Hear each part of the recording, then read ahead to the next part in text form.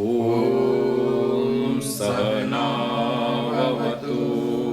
सहनौ भुनक्तु सह वीर्यं करवावहै तेजस्विनावधीतमस्तु मा विद्विषावहै। ॐ शान्ति शांति शांति। कल योग दर्शन के दूसरे पाद में 15वें सूत्र का भाष्य चल रहा था, उसे पढ़ रहे थे हम। और कहाँ तक पाठ हुआ? संस्कार दुखता। हाँ, यहाँ तक हो गया। हाँ। आगे चलेंगे। बोलिए। एवं इदम अनादि दुख स्रोतो विप्रसृतम योगिनम एव प्रतिकूलात्मकत्वात् उद्वेजयति।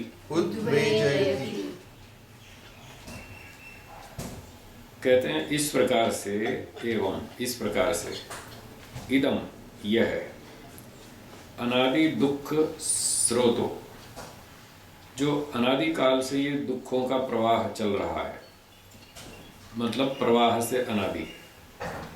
तो प्रवाह से अनादि का मतलब जब से हम मोक्ष से लौट कर आए, यहाँ संसार में जन्म लिया, तब से, वहाँ से ये शुरू हुआ।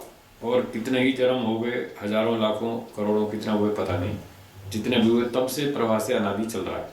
मतलब हर जन्म में ये चलता ही आ रहा है।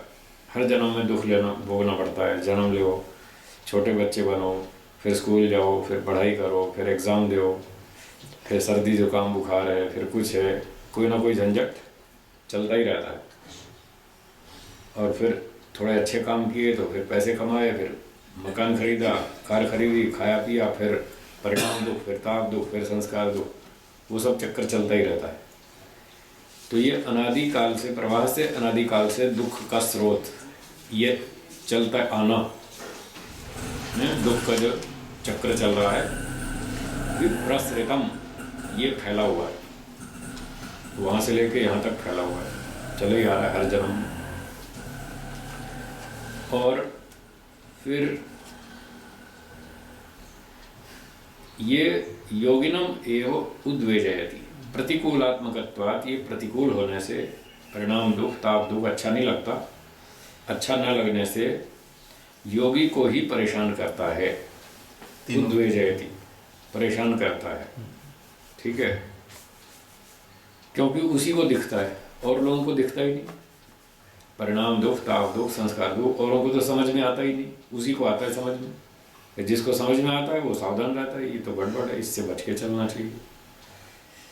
कस्मात, कारण बताते हैं क्यों। कस्मात अक्षिपात्र कल्पो ही विद्वान इति। देखो ये है विद्वान की असली परिभाषा। आज तो कोई भी चार किताब पढ़ के पंडितों के भाषण देने लगता है तो कहते हैं ये विद्वान। वो विद्वान नहीं है। उसने कुछ अक्षर पढ़ लिए, कुछ शब्दार्थ संबंध समझ लिया, जान लिया, और उसको बोलना सीख लिया। प्रवचन एक कला है, एक आर्ट है, कैसे हम अपनी बात को सामने वाले के सामने प्रस्तुत करते हैं। जैसे ये सेल्समैन होते हैं, ये बड़े एक्सपर्ट होते हैं अपना माल बेचने में। ये प्रवचन करता सब सेल्समैन होते हैं। ये अपना माल बेचते हैं, आओ हम आपको ये बात सिखाएंगे, ये बात सिखाएंगे। तो ये सारे सेल्समैन अपने अपने संप्रदाय वाले, वो अपना अपना संप्रदाय का प्रचार करते हैं, सारे सेल्समैन। और इनमें जो अच्छा सेल्समैन होता है, बोलने में एक्सपर्ट होता है, सामने वाले के प्रश्नों का उत्तर दे सकता है, उसको ठीक तरह समझा सकता है, वो उसको अपनी ओर आकर्षित कर लेता है और अपने संप्रदाय में शामिल कर लेता है। और जो सेल्समैन, प्रचारक गुस्सैल होता है,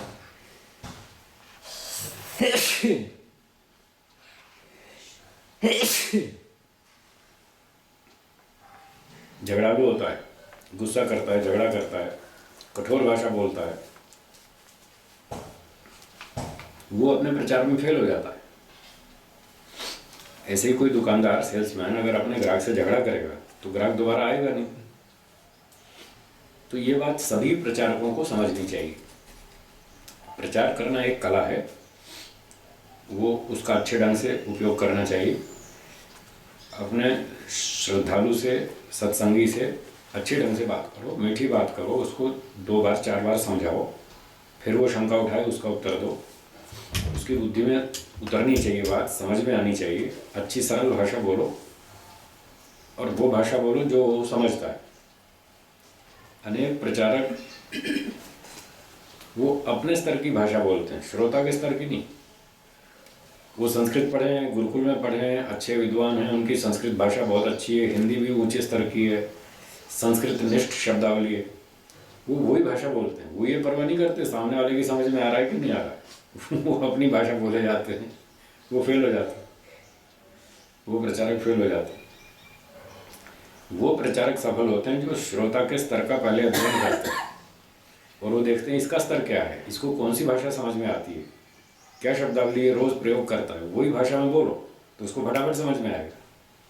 तो जिसको समझ में आएगा वो फिर दोबारा आएगा सुनने के लिए। ऐसे प्रचार करना चाहिए। तो लोग प्रचार भी पूरा ठीक से नहीं जानते और वहाँ गड़बड़ करते हैं। तो ये जितने भी प्रचारक हैं, ये प्रचारक हैं, ये अपने विषय के प्रस्तोता हैं, ये विद्वान नहीं हैं। विद्वान की परिभाषा तो ये लिखी है और इसमें बताया अक्षिपात्र कल्पो ही विद्वान थी।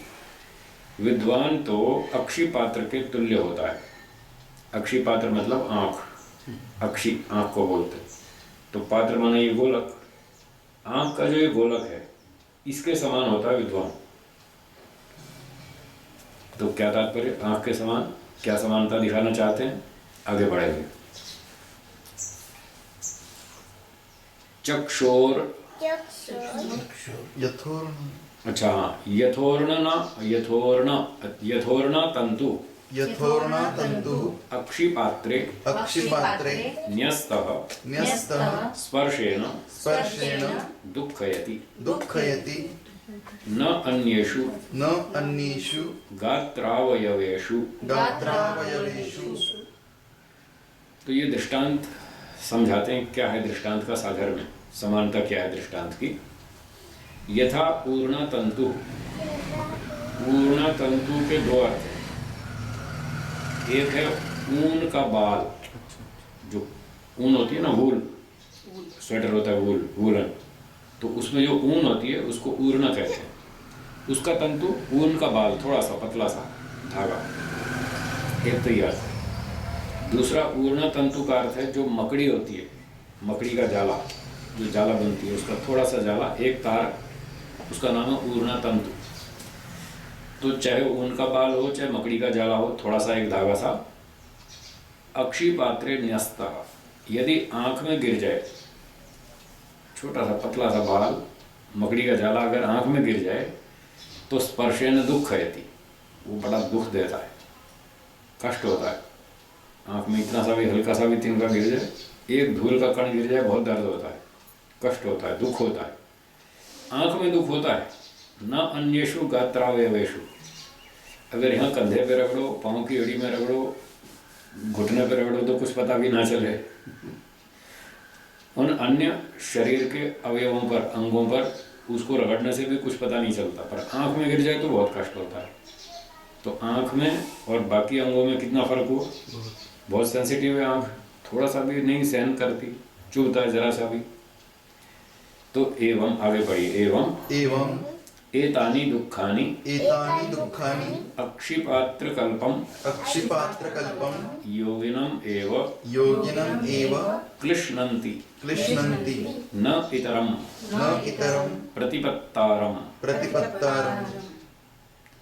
इसी तरह से जो योगी होता है वो अक्षिपात्र कल्पो ही विद्वान, वो आँख के समान होता है। जैसे आँख में थोड़ा सा भी तिनका गिर जाए तो बहुत कष्ट होता है, ऐसे ही जो योगी होता है ऊंचे स्तर का तत्वज्ञानी होता है, उसको ये परिणाम दुख, ताप दुख वैसे ही परेशान करते हैं जैसे आँख में वो थोड़ा सा तिनका धागा, मकड़ी का जाला बहुत परेशान करता है। इसलिए योगी को ये परेशान करते हैं क्योंकि वो बहुत सेंसिटिव होता है, उसको जरा भी राग द्वेष स्वीकार नहीं है, कष्ट देता है, इसलिए वो वैराग्य में रहता है, राग द्वेष से बच के रहता है, वो सुख नहीं भोगता, दुख से भी नहीं भोगता, दुख से भी बचा रहता है। उसके दोनों के रोकने के उपाय कल बताए थे। सुख नहीं होना तो आप राग से बचेंगे, दुखी नहीं होना तो द्वेष से बचेंगे। तो वो ऐसे स्तर पर रहता है। और यदि वो सुख लेना शुरू कर दे तो फिर परिणाम दुख उसको छेड़ेगा, परेशान करेगा, और वो उसको बहुत चुभता है, जैसे आंख में ज्यादा चुभता है, इसलिए वो इसको स्वीकार नहीं करता। तो उस योगी व्यक्ति को ये सारे दुख जो कि आंख के गोलक के तुल्य हैं, ऐसे योगी को ये क्लेश देते हैं, क्लेशनंती, परेशान करते हैं। न इतरम प्रतिपत्तारम, अन्य जो सांसारिक व्यक्ति है सामान्य स्तर का, उसको ये क्लेश परेशान नहीं करते, उसको समझ ही नहीं आते, उसको पता ही नहीं चलता कि हम परिणाम दुख से दुखी हो रहे हैं, हम ताप दुख से परेशान हो रहे हैं। वो कहते खाते पीते हैं, पार्टी में जाते हैं, बढ़िया एसी कार में घूमते हैं, 20 लाख की होंडा एकॉर्ड गाड़ी है, फर्स्ट क्लास मज़े से चलती है, कोई झटका पटका भी पता नहीं चलता, बढ़िया शौकर्स हैं उसके, और खूब मज़े से जीने। क्या तकलीफ है? नौकर चाकर है, सोना चांदी है, अच्छा स्टेटस है, समाज में सम्मान है, क्या तकलीफ है? सब मज़े से जी रहे हैं। उस बेचारे को ये परिणाम दुख ताप दुख समझ ही नहीं आते, तो उसको क्या दुख देंगे? योगी को इसलिए दुख देते हैं। अब दूसरे व्यक्ति की क्या स्थिति होती है उसको और थोड़ा समझाते हैं खोल करके। इतरम तु स्वकर्म उपहृतम दुःखम उपात्तम त्यजंतम त्यक्तम उपाददानम अनादिवासन विचित्रतया विचित्रया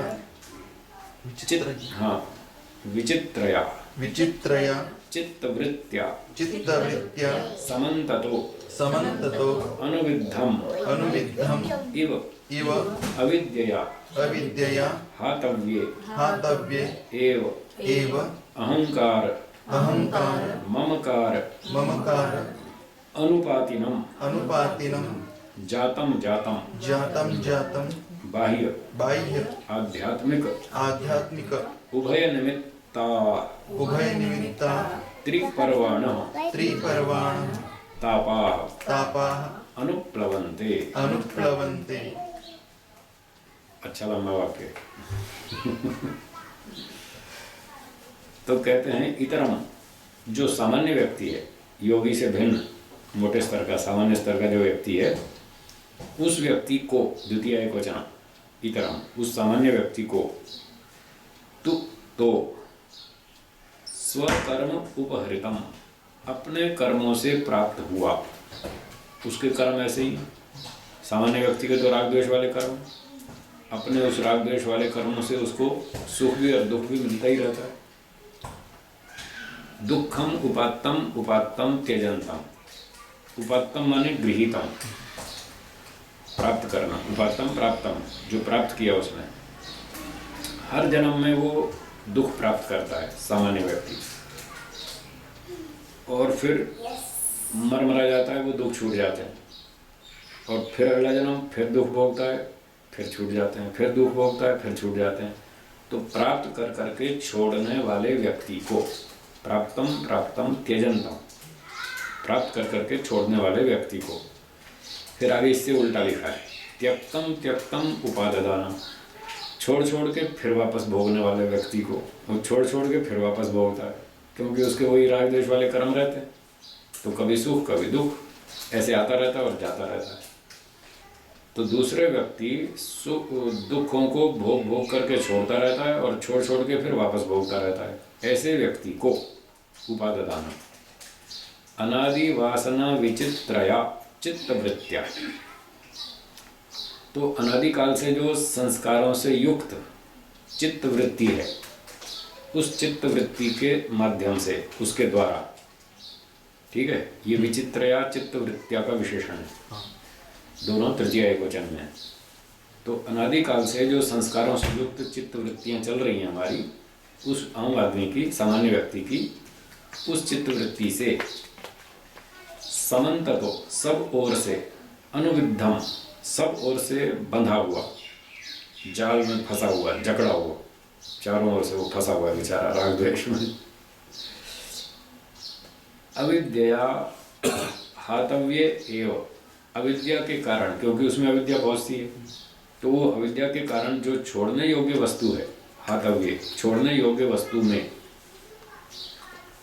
अहंकार ममकार अनुपातिना, वो मैं और मेरा इस चक्कर में फंसा रहता है, इस चक्कर को प्राप्त होता रहता है, मैं और मेरा, मैं इतना अधिकारी हूँ, मैं इतना विद्वान हूँ, मैं इतना बलवान हूँ, मैं इतना पढ़ा लिखा हूँ, मैं इतना बड़ा सेठ हूँ, मेरे पास इतनी संपत्ति है, ये सारी संपत्ति मेरी, ममकार, मैं ये हूँ और ये संपत्ति मेरी।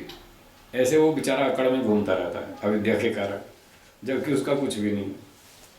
अभी मर जाएगा 2 मिनट में, पता नहीं चलेगा कहाँ गई संपत्ति तुम्हारी, सब यहीं रह जाएगी, कुछ भी साथ नहीं ले जाएगा। हैं, लोग ऐसे बैठे बैठे मर जाते हैं, सड़क पे चलते चलते गिर जाते हैं। एक साइकिल वाले को मैंने देखा, साइकिल पे जा रहा था रोड पे, पता नहीं उसको क्या हुआ, उसने साइकिल रोकी और साइकिल खड़ी की स्टैंड पे, कुछ ऐसे गड़बड़ सी हुई, फिर वो बैठ गया सड़क पे, वहीं बैठ गया तो फिर वो लेट गया, बस लेट गया तो लेट गया, फिर उठा ही नहीं। देखो कैसी विचित्र मृत्यु है। सड़क पे चलते चलते रुक गया, साइकिल खड़ी की, फिर खड़ा हुआ, साइकिल खड़ी करके फिर वो बैठ गया, फिर लेट गया, बस लेट गया, फिर उठा ही नहीं, खत्म हो गया। तो इतनी देर में आदमी मर जाएगा, उसका कोई भरोसा नहीं, कोई पता नहीं, और खाम खां अकड़ में घूमता, मैं ये हूँ और मैं वो हूँ और ये सब संपत्ति मेरी। तो ये अविद्या के कारण व्यक्ति इस मैं और मेरे के चक्कर में पड़ा रहता है और दुखी होता रहता है। जातम जातम, बार बार जन्म ले लेकर के संसार में बार बार जन्म लेता है। ऐसे बार बार जन्म लेने वाले उस सामान्य व्यक्ति को द्वितीय एक जन्म वही चल रहा है, ठीक है। जातम जातम बाह्य आध्यात्मिक उभय निमित्ता, बाह्य और आंतरिक दोनों कारणों से प्राप्त होने वाले कौन, आगे लिखा है त्रिपर्वाण तापा, 3 प्रकार के दुख अनुप्लवंते, उसको बार बार घेर लेते हैं। 3 तरह के दुख, आध्यात्मिक, आधिभौतिक, आधिदैविक, ये 3 तरह के दुख, अथवा ये भी हो सकते हैं परिणाम दुख, ताप दुख, संस्कार दुख, ये उसको घेर लेते हैं। तो आम आदमी को तो ये सारा दुख घेरते ही रहते हैं। वो अविद्या के कारण जो चीज़ छोड़ देनी चाहिए उसको वो चिपका रहता है, पकड़े रखता है, वो मेरी मानता है, ये संपत्ति मेरी, ज़मीन मेरी, ये फैक्ट्री मेरी है, कारखाना मेरा है, इतना परिवार मेरा है, ये सब, और मैं इसका मालिक हूँ। मैं और मेरे के चक्कर में वो बेचारा दुखी होता रहता है और 3 तरह के दुख उसको मिलते रहते हैं, कुछ बाह्य कारणों से, कुछ आंतरिक कारणों से। अब ये जो शब्द लिखा है ना बाह्य आध्यात्मिक, इससे लगता है कि यहाँ वो 3 दुख लेने चाहिए, आधिभौतिक, आधिदैविक, वो लेना चाहिए, क्योंकि इसमें दोनों तरह के कारण हैं, बाह्य कारण भी हैं और आंतरिक कारण भी। आंतरिक कारण से आध्यात्मिक दुख हो जाएगा, अपनी अविद्या से, मूर्खता से, और बाह्य मनुष्यों से, शेर भेड़ी आदि से, सांप बिच्छू से, भूकंप आदि से वो आधिदैविक और आधिभौतिक वो दुख आ जाएंगे। तो इस प्रकार से वो बार बार जन्म ले लेकर उस व्यक्ति को ये 3 तरह के दुख परेशान करते ही रहते हैं। उसकी तो स्थिति ये रहती है, उसका तो कोई कल्याण होता ही नहीं, बस ऐसे ही दुखी रहता है हर जन्म में। पर उसका अविद्या के कारण स्तर इतना मोटा है कि उसको ये सूक्ष्म जो परिणाम दुख, ताप दुख, संस्कार दुख है, ये समझ ही नहीं आते, ये समझ नहीं आते, वो उन्हीं दुखों में ही दुखी होता रहता है। तद एवं अनादिना दुख स्रोतसा व्यूह्यमानम आत्मानं भूतग्रामं च दृष्ट्वा योगी सर्व दुख क्षय कारणम सम्यक दर्शनम शरणम प्रपद्यते इति। तो वो जो तत्वज्ञानी व्यक्ति है, जो शास्त्रों को पढ़ता है, सुनता है, समझता है, चिंतन करता है, विचार करता है, वो व्यक्ति इन सब लोगों को एवं अनादिना दुख स्रोतसा, इस प्रकार से जो अनादिकाल से अर्थात प्रवाह से अनादिकाल से दुख का प्रवाह चला आ रहा है, दुख का चक्कर चला आ रहा है, हर जन्म में दुख भोगना, बार बार जन्म लेना, परीक्षाएं देना, पढ़ाई करना, स्कूल जाना, सारे दुख भोग रहा हो। इन सारे दुखों से व्यूह्यमानम घिरा हुआ, आत्मानम अपने आप को भी वो देखता है कि मैं चारों ओर से इन दुखों से घिरा हुआ हूँ, बड़ी समस्या है, इससे बाहर निकलना चाहिए। और भूत ग्रामम च, और अन्य प्राणी समुदाय को भी, ग्राम माने समुदाय, भूत माने प्राणी, तो अन्य भूत समुदाय को भी, प्राणी समुदाय को भी वो इन दुखों से चारों ओर से घिरा हुआ दृष्टवा, देखकर सबको देखता है कि सब दुख से घिरे हुए हैं, चाहे मैं हूँ या दूसरे हैं। ऐसा देखकर वो सोचता है कि इससे छूटूं कैसे, और छूटने के लिए वो विचार करता है, इधर उधर जाता है, गुरुजनों से मिलता है, उनसे पूछता है, जो हमें रास्ता बताओ कैसे छूटेंगे इन दुखों से, बहुत झंझट है, इनसे पीछा छुड़ाना है। तो गुरुजन विद्वान लोग उसको बताते हैं कि भाई इसका तो एक ही उपाय है, तत्व ज्ञान प्राप्त करो, संसार में दुख है, इस बात को समझो, सीखो, समझो, और इनसे छूटने का रास्ता निकालो, अष्टांग योग का अभ्यास करो, यम नियम का पालन करो, समाधि लगाओ, फिर जन्म मरण छूट जाएगा, तब ये दुख छूटेंगे, ऐसा उसको बताया जाता है।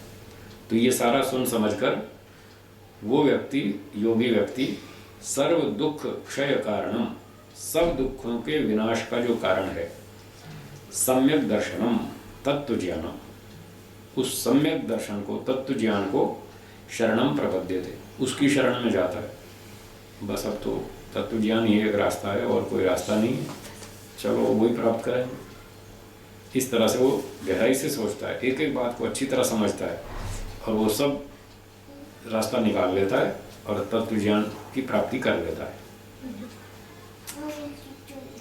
तो ये हो गया योगी व्यक्ति का और सामान्य व्यक्तियों का तुलनात्मक अध्ययन, दोनों का स्तर कैसा रहता है। अब 3 दुखों की बात पूरी हुई, अब चौथे दुख की बात करेंगे। तो 3 को तो अलग कर दिया। अगर योगी व्यक्ति इस तरह गहराई से देखता है और वो सुख लेना छोड़ देता है भोगों में, विषयों में, तो इन 3 दुखों से तो छूट जाएगा, तब चौथे से नहीं छूट सकता, वो अब भोगना पड़ेगा। चलिए आगे बढ़ते हैं। गुण वृत्ति विरोधाच, गुण वृत्ति विरोधाच दुःखमेव दुःखमेव सर्वं सर्वं विवेकिनः। विवेकिनः। ये सूत्र का खंड है, टुकड़ा है, इसकी व्याख्या आप करते हैं कि विवेकिनः, बुद्धिमान व्यक्ति की दृष्टि में, जो तत्वज्ञानी है, योगी है, गहराई से हर चीज़ को सुनता, समझता, देखता है, अनुभव करता है, उसकी दृष्टि में दुःखमेव सर्वं, सब जगह दुख ही दुख है। कोई भी परिस्थिति हो, कोई भी घटना हो, कोई भी पदार्थ हो, हर चीज़ में उसको दुख ही दुख दिखता है। क्यों? गुण वृत्ति विरोधात, ये हेतु है, गुण वृत्ति विरोध के कारण। तो गुण शब्द से यहाँ लेना है सत्व, रज और तम, ये है गुण। वृत्ति का अर्थ है स्वभाव और विरोध का अर्थ है टकराव।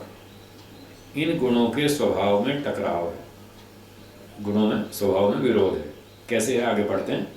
प्रख्या प्रख्या प्रवृत्ति प्रवृत्ति स्थिति रूपा स्थिति रूपा बुद्धि गुणा बुद्धि गुणा परस्पर परस्पर अनुग्रह तंत्री भूत्वा अनुग्रह तंत्री भूत्वा शांतम शांतम घोरम घोरम मूढ़ं वा मूढ़ं वा प्रत्ययम प्रत्ययं त्रिगुणम त्रिगुणम् एव आरभन्ते। आरभन्ते।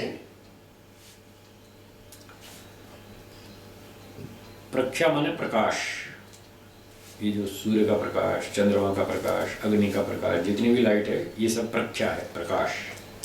और ये प्रकाश है सत्वगुण का विषय, उसका ये प्रॉपर्टी है, सत्वगुण की प्रॉपर्टी है प्रकाश, लाइट। फिर है प्रवृत्ति, इसका अर्थ है गति, मोशन, भागना, दौड़ना, चलना, फिरना, ये सब गति, ये रजोगुण की है। रजोगुण जो है वो क्रियाशील है, क्रिया स्वभाव वाला है। सत्वगुण प्रकाश स्वभाव वाला है। और स्थिति रूपा, और स्थिरता जो है ये तमोगुण का स्वभाव है। तो ये तीनों गुणों के ये विशेषताएं बता दी। प्रख्या, प्रवृत्ति, स्थिति रूपा, बुद्धि गुणा। बुद्धि के जो गुण हैं ये सत्वरजतम, ये इनके ऐसे ऐसे स्वभाव हैं, प्रख्या, प्रवृत्ति और स्थिति। बुद्धि गुणा है। अब बुद्धि से हम महत्त्व भी ले सकते हैं, ठीक है, और चित्त भी ले सकते हैं। यहाँ पर दोनों अर्थ लागू हो जाते हैं, क्योंकि चित्त में भी यही 3 गुण है, बुद्धि में भी 3 यही गुण है, तो कोई भी अर्थ ले सकते हैं। प्रसंगानुसार कहीं विशेष अर्थ भी होता है और कहीं दोनों चीज़ों पर भी लागू हो सकता है। तो मान लीजिए हम इसको भी चित्त ले लेते हैं, बुद्धि का अर्थ चित्त कर लेते हैं थोड़ी देर के लिए। तो चित्त के जो गुण हैं सत्व रजस तमस, ये प्रकाश, क्रिया और स्थिति स्वभाव वाले हैं, और ये परस्पर अनुग्रह तंत्री भूतवा, आपस में एक दूसरे के सहयोगी होकर, एक दूसरे के साथ मिलकर के सहयोग करते हुए, शांतम घोरम मूढ़म वा प्रत्ययम त्रिगुणम एव आरभन्ते, 3 प्रकार के ज्ञान को ही उत्पन्न करते हैं। कैसे कैसे को? एक शांत को, एक घोर को, एक मूढ़ को। जो सत्वगुण है वो शांत अनुभूति को उत्पन्न करता है, वो सुख देता है, अच्छा लगता है, प्रसन्नता होती है, आनंद होता है, उत्साह होता है, निर्भयता होती है, सेवा परोपकार की भावना होती है। इस तरह की अनुभूतियों को सत्वगुण उत्पन्न करता है। ईमानदारी आदि आदि, ये सारे गुण सत्वगुण की वजह से भावनाएं सारी उत्पन्न होती हैं। और जो रजोगुण है वो घोरम, दुखदायक, पाँव में कांटा चुभता है तो दर्द होता है, दुख होता है, सुई चुभती है, इंजेक्शन लगता है तो दर्द होता है, कष्ट होता है, और मिर्ची ज़्यादा खा ली तो मुंह जल जाता है, परेशानी होती है, सर दुखता है, पेट दुखता है, किसी के बड़ी उम्र में कंधे दुखते हैं, घुटने दुखते हैं, वो सारा जो कष्ट है ये सारा रजोगुण के कारण, ये घोर अनुभूति को, दुखदायक अनुभूति को उत्पन्न करता है। और तमोगुण जो है वो मूढ़म, वो आलस्य, प्रमाद, निद्रा, बस ऐसे खोया खोया था, कुछ समझ में नहीं आ रहा, क्या करूं, दिमाग काम नहीं कर रहा है, या ऐसे नशा पी के पागल हो जाता आदमी, शराब पी करके ऐसे अफीम खा लेता है, उसको होश नहीं रहता। ये सारा तमोगुण का प्रभाव है। और फिर इस तमोगुण के कारण फिर वो बहुत बुरे बुरे काम करने की बात सोचता है, कर भी लेता है, चोरी, डकैती, लूटमार, हत्याएं, अपहरण, ब्लैक मार्केटिंग, तस्करी आदि आदि सारे काम करता है। इस प्रकार से ये तीनों गुणों का आपस में टकराव है, और ये तीनों गुण अलग अलग प्रकार के ज्ञान को उत्पन्न करते रहते हैं, जो अभी बताया। त्रिगुणम एव आरभन्ते शांतम घोरम मूढ़म प्रत्ययम, ऐसे ऐसे ज्ञान को ये उत्पन्न करते रहते हैं। तो तीनों का स्वभाव विरुद्ध हो गया ना। अब 3 में से एक ही अच्छा है, केवल सत्वगुण, वो शांत अनुभूति को उत्पन्न करता है, सेवा की भावना, परोपकार की भावना, प्रेम, न्याय, दया, रक्षा आदि आदि, ईमानदारी, ऐसी भावनाएं उत्पन्न करता है। जब वो ऐसी भावनाएं उत्पन्न करता है तो आत्मा को अच्छा लगता है, सुख मिलता है। वो चाहता है मेरी मन की स्थिति ऐसी ही बनी रहे, शांत ही बनी रहे, मैं मस्त रहूं, प्रसन्न रहूं, परेशान ना हो। और वो रजोगुण टिकता नहीं, थोड़ी देर में आके वो कूद जाता है, और जैसे रजोगुण आता है उसका दिमाग खराब हो जाता है। एक व्यक्ति आया, उसने एक झूठा आरोप लगा दिया उस पर कि तुम तो ऐसे हो, तुम तो वैसे हो, तुम कुछ भी नहीं करते, काम ही नहीं करते, तुम आलसी हो, कामचोर हो। बस एक आरोप लगा दिया, देखो उसका दिमाग गर्म हो जाएगा, तो तुरंत उसका रजोगुण जागृत हो जाएगा, और जो सत्व की शांत अवस्था बनी हुई थी वो सब गायब हो जाएगी। तो कहेगा मेरा मूड खराब हो गया, मैं काम नहीं करूँगा, मैं तो जा रहा हूँ 1 घंटा सैर करके आऊँगा, मेरा दिमाग ठीक होगा, फिर बैठूंगा टेबल पे काम करना। 1 घंटे में भी कोई गारंटी नहीं ठीक हो जाए, 2 घंटा सारा दिन भी मूड खराब रह सकता है। तो ये रजोगुण आता है और उसकी सत्वगुण की स्थिति को बिगाड़ देता है। अब ये जो उसको दुख हो रहा है कि मेरी अच्छी भली स्थिति बनी हुई थी, मैं आराम से बैठा था, खामखा इस आदमी ने मेरा दिमाग खराब कर दिया, उससे बड़ा उसको दुख होता है। ये सारा गुण वृत्ति विरोध दुख है। अब बताइए इससे कहाँ बचेंगे? कोई ना कोई आएगा, आपको गाली देगा, उल्टा सीधा आरोप लगाएगा, परेशान करेगा, कोई सामान छीन ले जाएगा, कोई तोड़ फोड़ डालेगा, कोई चोरी करेगा, कोई कुछ करेगा, तो आपको स्थिति बदल ही जाएगी। और नहीं तो आपके अंत में ही अंदर से विचार उठते रहते हैं, कभी अच्छा विचार उठता है, कभी खराब भी उठता है, कभी सत्वगुण का, सेवा का, परोपकार का, दान का, दया का, और कभी स्वार्थ का। एक व्यक्ति सरकारी ऑफिस में काम करता है, अफसर, फाइलें देखता है, साइन करता है, फिर ऐसे ऐसे काम करता है, तो एक कोई नागरिक आया, उसके बाद कि साहब जी हम गरीब आदमी हैं, हम आपसे निवेदन करते हैं हमारा काम कर दो, हम बहुत मुसीबत में हैं, बहुत परेशान हैं, हमारी फाइल पे साइन कर दो, हमारा काम हो जाएगा। तो वो जब आता है फाइल लेकर के, तो ऑफिसर सोचता है इसका काम करूँ कि नहीं करूँ, करूँ कि नहीं करूँ। तो सत्वगुण का एक विचार उठता है अंदर से, करो करो, अच्छी बात है, बेचारा परेशान है, इसका दुख दूर हो जाएगा, कर दो साइन। फिर इतनी देर में रजोगुण का विचार उठता है, वो कहता है ऐसे फ्री में थोड़ी होते हैं साइन, कुछ सेवा शुल्क तो मिलना चाहिए। आजकल उसका नाम बदल दिया, सेवा शुल्क। पहले रिश्वत बोलते थे, अब सेवा शुल्क हो गया। भाई कुछ तो माल पानी मिलना चाहिए ना, ऐसे फ्री में थोड़ी होता है काम। तो वो कहता है विचार के रिश्वत लो फिर साइन करो, ऐसे नहीं। थोड़ी देर में सत्वगुण का विचार फिर उठता है, वो कहता है नहीं नहीं तुम रिश्वत क्यों मांगते हो, ये तुमको सरकार 50,000 रुपये देती तो है हर महीने, ये किस बात के हैं 50,000? इसी बात के तो हैं कि तुम उसका साइन करो, पेपर साइन करो और उसको आगे काम बढ़ाओ, इसीलिए तो 50,000 मिलते हैं, फिर और क्यों मांग रहे हो? ठीक नहीं है रिश्वत मांगना, चाहे सीधी तरह मांगो चाहे घुमा फिरा के मांगो, ये ठीक नहीं है, इसका काम कर दो, ऐसे ही कर दो। ये सत्वगुण ने फिर विचार बदला। थोड़ी देर में फिर रजोगुण उठा, वो कहता वाह ऐसे कैसे करते हैं, जब सारे लोग रिश्वत ले रहे हैं मैं फ्री में क्यों कर दूं?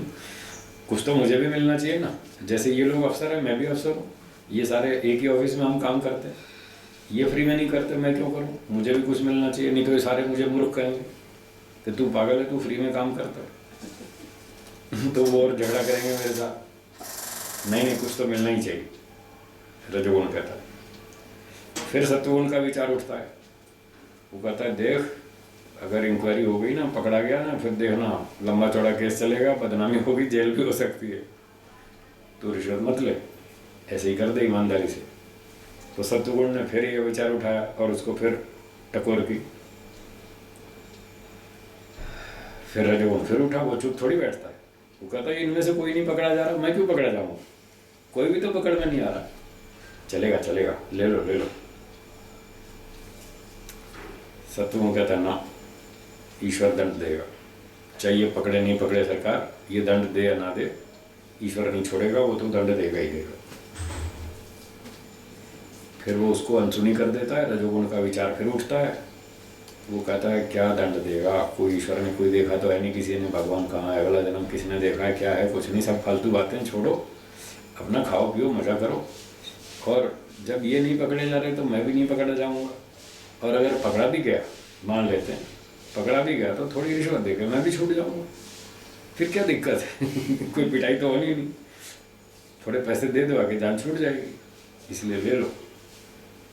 अब ये रजोगुण और सत्वगुण की लड़ाई चलती है अंदर, उस ऑफिसर के मन में ये लड़ाई चलती है अंदर अंदर, और वो बेचारा परेशान हो जाता है, कंफ्यूज हो जाता है, क्या करूँ, लूँ कि नहीं लूँ, रिश्वत लूँ कि नहीं लूँ। वो जो कन्फ्यूज़न रहता है और परेशानी होती है, इसका नाम है गुण वृत्ति विरोध दुख।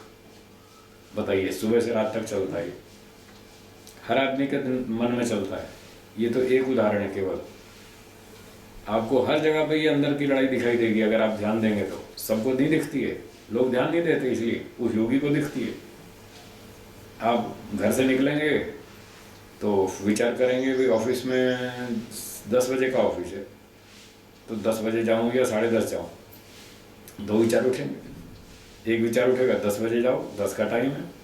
दूसरा विचार उठेगा रजोगुण का, वो कहेगा 10:30 जाओ ना, क्या फ़र्क पड़ता है, और कितने 20 लोग लेट आते हैं, तो खाली हम ही सारे डिसिप्लिन में बैठेंगे, हमको ही सारा डिसिप्लिन पालन करना है, सारे नियम हम पर ही लागू होते हैं और किसी पे नहीं होते। और कितने 20 लोग हैं जो लेट आते हैं, तो हम भी आधा घंटा लेट जाएंगे, क्या फ़र्क पड़ेगा।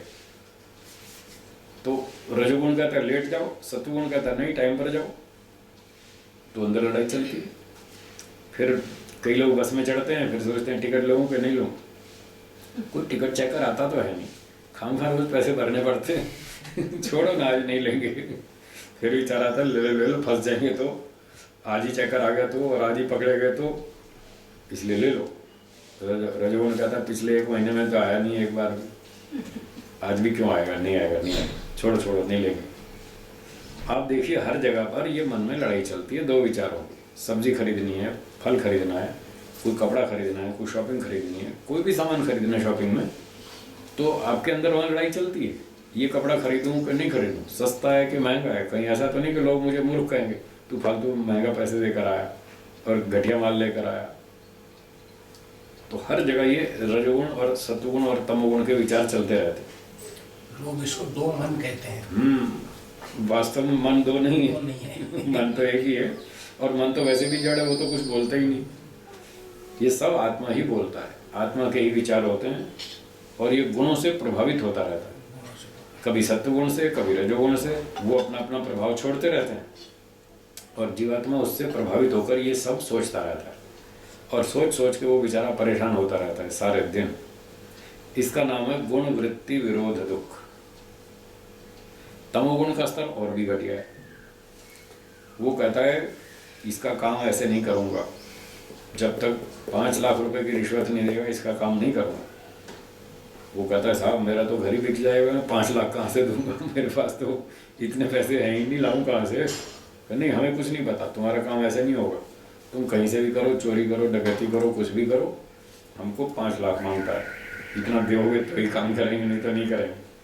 ऐसे जो क्रूर व्यक्ति होते हैं वो दूसरे की परिस्थिति समझते ही नहीं, समझने की कोशिश ही नहीं करते। वो कहते हैं नहीं हमको इतना ही देना पड़ेगा तो ही काम करेंगे, नहीं तो नहीं करेंगे, भाग जाएंगे।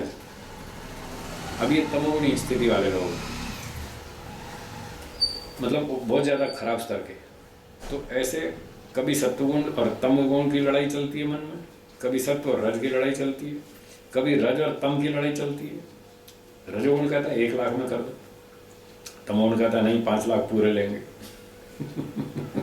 लेना तो है ही है, तो सत्व तो गायब ही है। रज और तम की लड़ाई हो, रजोगुण कहता है 1 लाख में कर दो, वो कहता है नहीं 5 लाख में करेंगे। फिर वो उसी संघर्ष में रहता है कि 1 लाख में करूँ या नहीं करूँ, चलो 3 लाख ले लूँ या 4 लाख ले लूँ या 1 लाख कंसेशन कर दूँ, क्या करूँ। वो अंदर ही अंदर लड़ाई चलती रहती है। सामने वाले को कुछ पता नहीं इसके मन में क्या लड़ाई चल रही विचारों की। तो ये हर व्यक्ति महसूस करता है, अनुभव करता है, दुखी होता रहता है। ये सारा गुण वृत्ति विरोध दुख है। अब बताइए इससे कहाँ तक बचेंगे। फिर ये योगी व्यक्ति को दिखता है, कहता है ये तो झंझट है, इसको तो खत्म करना पड़ेगा, ये रजोगुण परेशान करता है, इसको हटाओ।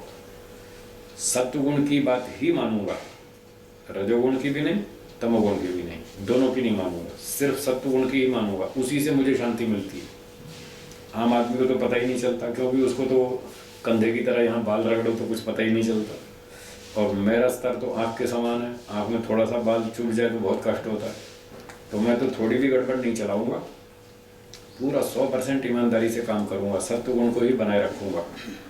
तो दिन में जो जो विचार उठते रहते हैं रज और तम के, वो उनसे युद्ध करता है और उनको हटाता रहता है। नहीं, ये गड़बड़ नहीं करनी, ये झूठ नहीं बोलना, चोरी नहीं करनी, रिश्वत नहीं लेनी, हेरा फेरी नहीं करनी, उसका परेशान नहीं करना, उसका शोषण नहीं करना, किसी के साथ गड़बड़ नहीं करना। ईश्वर न्यायकारी है, वो दंड देगा, भगवान कुत्ता गधा सुअर बना देगा अगले जन्म में, मैं ऐसा काम नहीं करूँगा। तो वो पूरी ईमानदारी से चलता है और रज और तम से लड़ता रहता है और सत्वगुण को जगाए रखता है। और वो दिन भर तो जीत जाता है ये लड़ाई कर करके। उसके अच्छे संस्कार हैं, मेहनत भी करता है। उन अच्छे संस्कारों से और परिश्रम से वो रज और तम को सारा दिन दबाए रखता है, लेकिन रात के 10 बजे तक वो थक जाता है। कब तक लड़ेगा आखिर? सामने से बराबर युद्ध चल रहा है, बराबर फायरिंग चल रही है रजोगुण की तमोगुण की, और ये डिफेंस कर रहा है सत्वगुण से, नहीं चोरी नहीं करनी, झूठ नहीं बोलना, ये नहीं करना। तो ये सारा संघर्ष करते करते रात को 10 बजे तक थक जाता है। अब कहता है भाई अब तो मैं थक गया हूँ, अब तो मैं सोऊंगा, अब तो नींद आ रही है। अब ये तमोगुण उसको सुला देता है, देखो यहाँ भी नहीं छोड़ा उसने। कब तक लड़ेगा आदमी, आखिर थक जाएगा। अब वो देखता है मैं दिन भर तो जीतता रहा रजोगुण से तमोगुण से, अब नहीं जीत सकता, अब मुझे सोना ही पड़ेगा। अगर सोऊंगा नहीं तो दिमाग खराब हो जाएगा, पागल हो जाऊंगा, स्वास्थ्य बिगड़ेगा, नींद नहीं आएगी तो आदमी मर भी जाएगा। इसलिए स्वास्थ्य के 3 आधार में आहार, निद्रा और ब्रह्मचर्य, ये 3 आधार बताए। तो उसमें एक निद्रा भी कि अच्छी बढ़िया गहरी नींद आनी चाहिए, तब शरीर स्वस्थ होगा, शरीर में शक्ति आएगी, बैटरी चार्ज होगी तो अगले दिन चुस्ती से काम कर पाएंगे।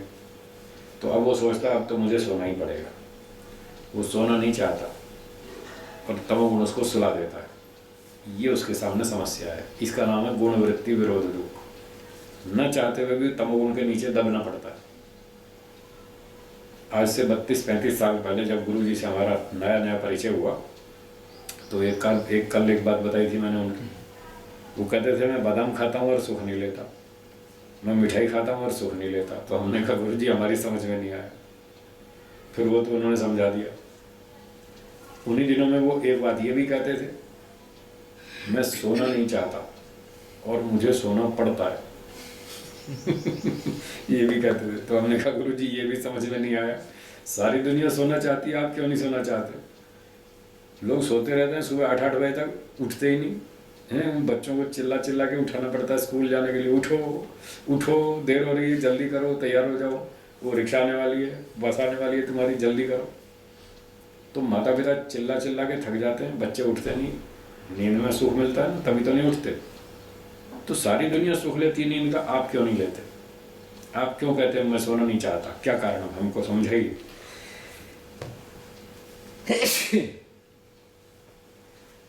तो समझाया उन्होंने कहा मैं सारे दिन ईश्वर को साथ जोड़े रखता हूं और रजोगुण से तमोगुण से लड़ता रहता हूं और रज और तम को दबाए रखता हूं। मेरी स्थिति सात्विक बनी रहती है, शांत बनी रहती है, मैं मस्त रहता हूँ, खुश रहता हूँ। जब मैं रात को सोता हूँ तो मेरी ये बढ़िया सुखदायक स्थिति खो जाती है, छूट जाती है। मैं इसको छोड़ना नहीं चाहता, मजबूरन मुझे सोना पड़ता है और ये स्थिति खो जाती है। इसलिए मैं सोना नहीं चाहता कि सोने पर तमोगुण हावी हो जाता है और जो मेरी बढ़िया स्थिति वो छूट गई और घटिया स्थिति आ गई। तो जैसे लोग खाने पीने में सुख लेते हैं, ऐसे सोने में भी सुख लेते हैं। ना मैं खाने का सुख लेता, ना मैं सोने का सुख लेता। इससे बढ़िया सुख मिल रहा है मुझे दिन भर, मैं ये घटिया सुख क्यों लूँ? इसलिए सिर्फ स्वास्थ्य की रक्षा के लिए, जैसे मैं खाना खाता हूँ ऐसे ही स्वास्थ्य की रक्षा के लिए मैं सो जाता हूँ। मैं सोना चाहता नहीं हूँ। ये सारा गुण वृत्ति विरोध दुख है। बोलिए बच सकते हैं? सोना तो पड़ेगा ही, कहाँ तक बचेगा? इसलिए योगी को दिखता है यहाँ जन्म लेना ही झंझट है। जब तक शरीर रहेगा तब तक सोना पड़ेगा और जब सोना पड़ेगा तो मेरा बढ़िया आनंद खो जाएगा। इसलिए चारों तरफ उसको दुख ही दुख दिखता है। बढ़िया अंतिम चीज़ तो सोने वाली है ना। सो करके आदमी सुख ले लेता है, सारे टेंशन से छूट जाता है, सारे राग द्वेष चिंता तनाव सबसे मुक्त हो जाता है। उसको उसमें भी दुख दिख रहा। बताइए कौन सी स्थिति ऐसी बची जहाँ उसको सुख दिखेगा? इसलिए सूत्रकार ने कहा दुखमेव सर्वम। उसको हर जगह दुख ही दुख दिखता है। फिर लोगों को मिठाई में सुख दिखता है, सेब केला अनार अंगूर या गुलाब जामुन आदि आदि मिठाई में, फलों में उसको सुख दिखता है आम आदमी को। तो योगी व्यक्ति को इसमें भी गुण वृत्ति विरोध दुख दिखता है। कैसे दिखता है?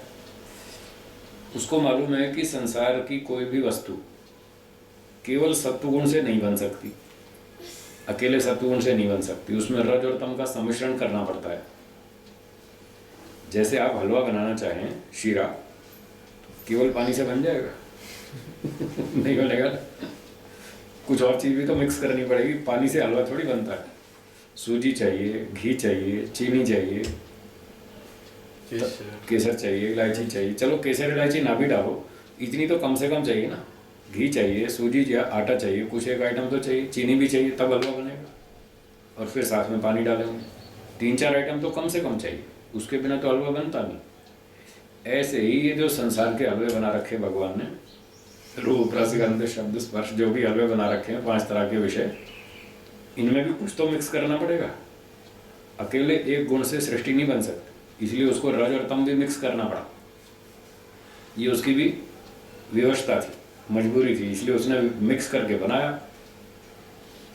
तो योगाभ्यासी ने देखा कि हर वस्तु में सत्वगुण के साथ साथ रजोगुण भी है, तमोगुण भी है। और ये शास्त्र का सिद्धांत का नियम है, शास्त्र का नियम है और साइंस का भी नियम है कि जहाँ द्रव्य होता है वहाँ गुण भी होता है साथ। द्रव्य और गुण दोनों साथ में रहते हैं।